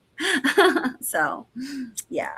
So thanks, girl. All right, girl. Thank you. Have a good one. Keep me up to date on what you're doing. Okay. Absolutely. And all right. Thank you, everybody, so much for being here this evening. It's been so great to hear what you have to say and seeing all you guys. Do remember tomorrow I'm going to be dropping that video that goes over that 5-page letter that I read just a little tiny bit of earlier, where Chris Watts says that he believes that Nichol Kessinger and her friend Jim were involved, and a whole lot more is said in that letter. And of course, we deep dive into it. We're certainly not going to take the letter at face value, because we don't take Chris Watts for his word on anything he says. So, but you'll see coming out sometime tomorrow, probably in the afternoon, because YouTube tells me that's the best time to drop my videos. And hey, thank you so much for being here tonight. Hey, Molly McMahon, I didn't get to say hello to a lot of you. So hello to everybody who's here. I've seen all of you and I appreciate you. I'm sorry that I didn't get to say hello. Yeah. And moderators, you guys are amazing. Anaphylaxis and Edward and Kevin and Honeybun and Cuffew, thank you so much for everything you do. I just love the moderators of this channel. I know you guys do too. They are amazing. It's like the best moderator group we've ever had by far. We've had just like the same moderator group for, I don't know, like 6 months now without any changes really. And they're just amazing. I don't want to make any changes, so please don't go anywhere, guys. We love you. Oh, Muffy, you too. Have a blessed night. Yes, absolutely. And everybody, I hope you have a really peaceful night. And remember, guys, life is hard. So please be kind to each other, but mostly be good to yourself. Do something really great for yourself this week. You deserve it. Don't feel bad about it. Just enjoy it and treat yourself like the king or queen that you are. I appreciate all of you so much. Be looking for that video tomorrow. And hey, if you haven't watched the Watts 4.5-hour documentary yet, check it out sometime. I've gotten nothing but really good feedback about it. I know it's super long. You can watch it in a couple viewings. I've been working on it for 2 years, so I finally produced it. And I can tell you that anything that I talk about in that video is actual, factual, sources vetted, information verified. So if you haven't had a chance to check it out yet, maybe you'd like to do that sometime as well. So I'll just play an outro to let you guys say goodbye and wrap things up. And then I hope to see you tomorrow. Tomorrow is, what is today? Tuesday. Tomorrow's Wednesday. I'm going to be doing a live stream about Lindsay Clancy either tomorrow night or the next night. And then I'll be doing another live stream on Friday. So I hope to see you there later this week.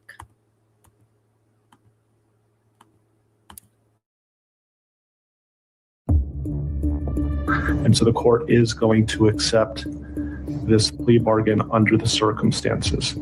Words that come to mind when I hear the evidence in this case are a senseless crime and the viciousness of the crime. And equally aggravating is the despicable act of disposing of the bodies in the manner in which they were done in this case. I could objectively say that this is perhaps the most inhumane and vicious crime that I have handled out of the thousands of cases that I have seen. Pregnant as well. How far along? 14, 15. You're the woman that had an affair with this man who took out his whole family, and I didn't know. Like, Get a divorce. You don't annihilate your family and throw them away like garbage.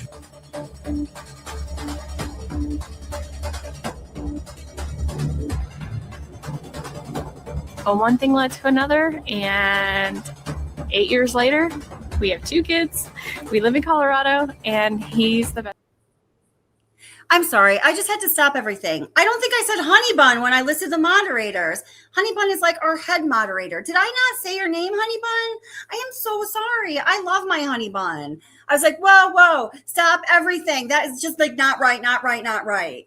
Everybody thank Honeybun for being amazing. You have no idea how much she's done for me and for this channel. She's really like a backbone of everything. And see that nice little logo up there in the corner? She made it herself.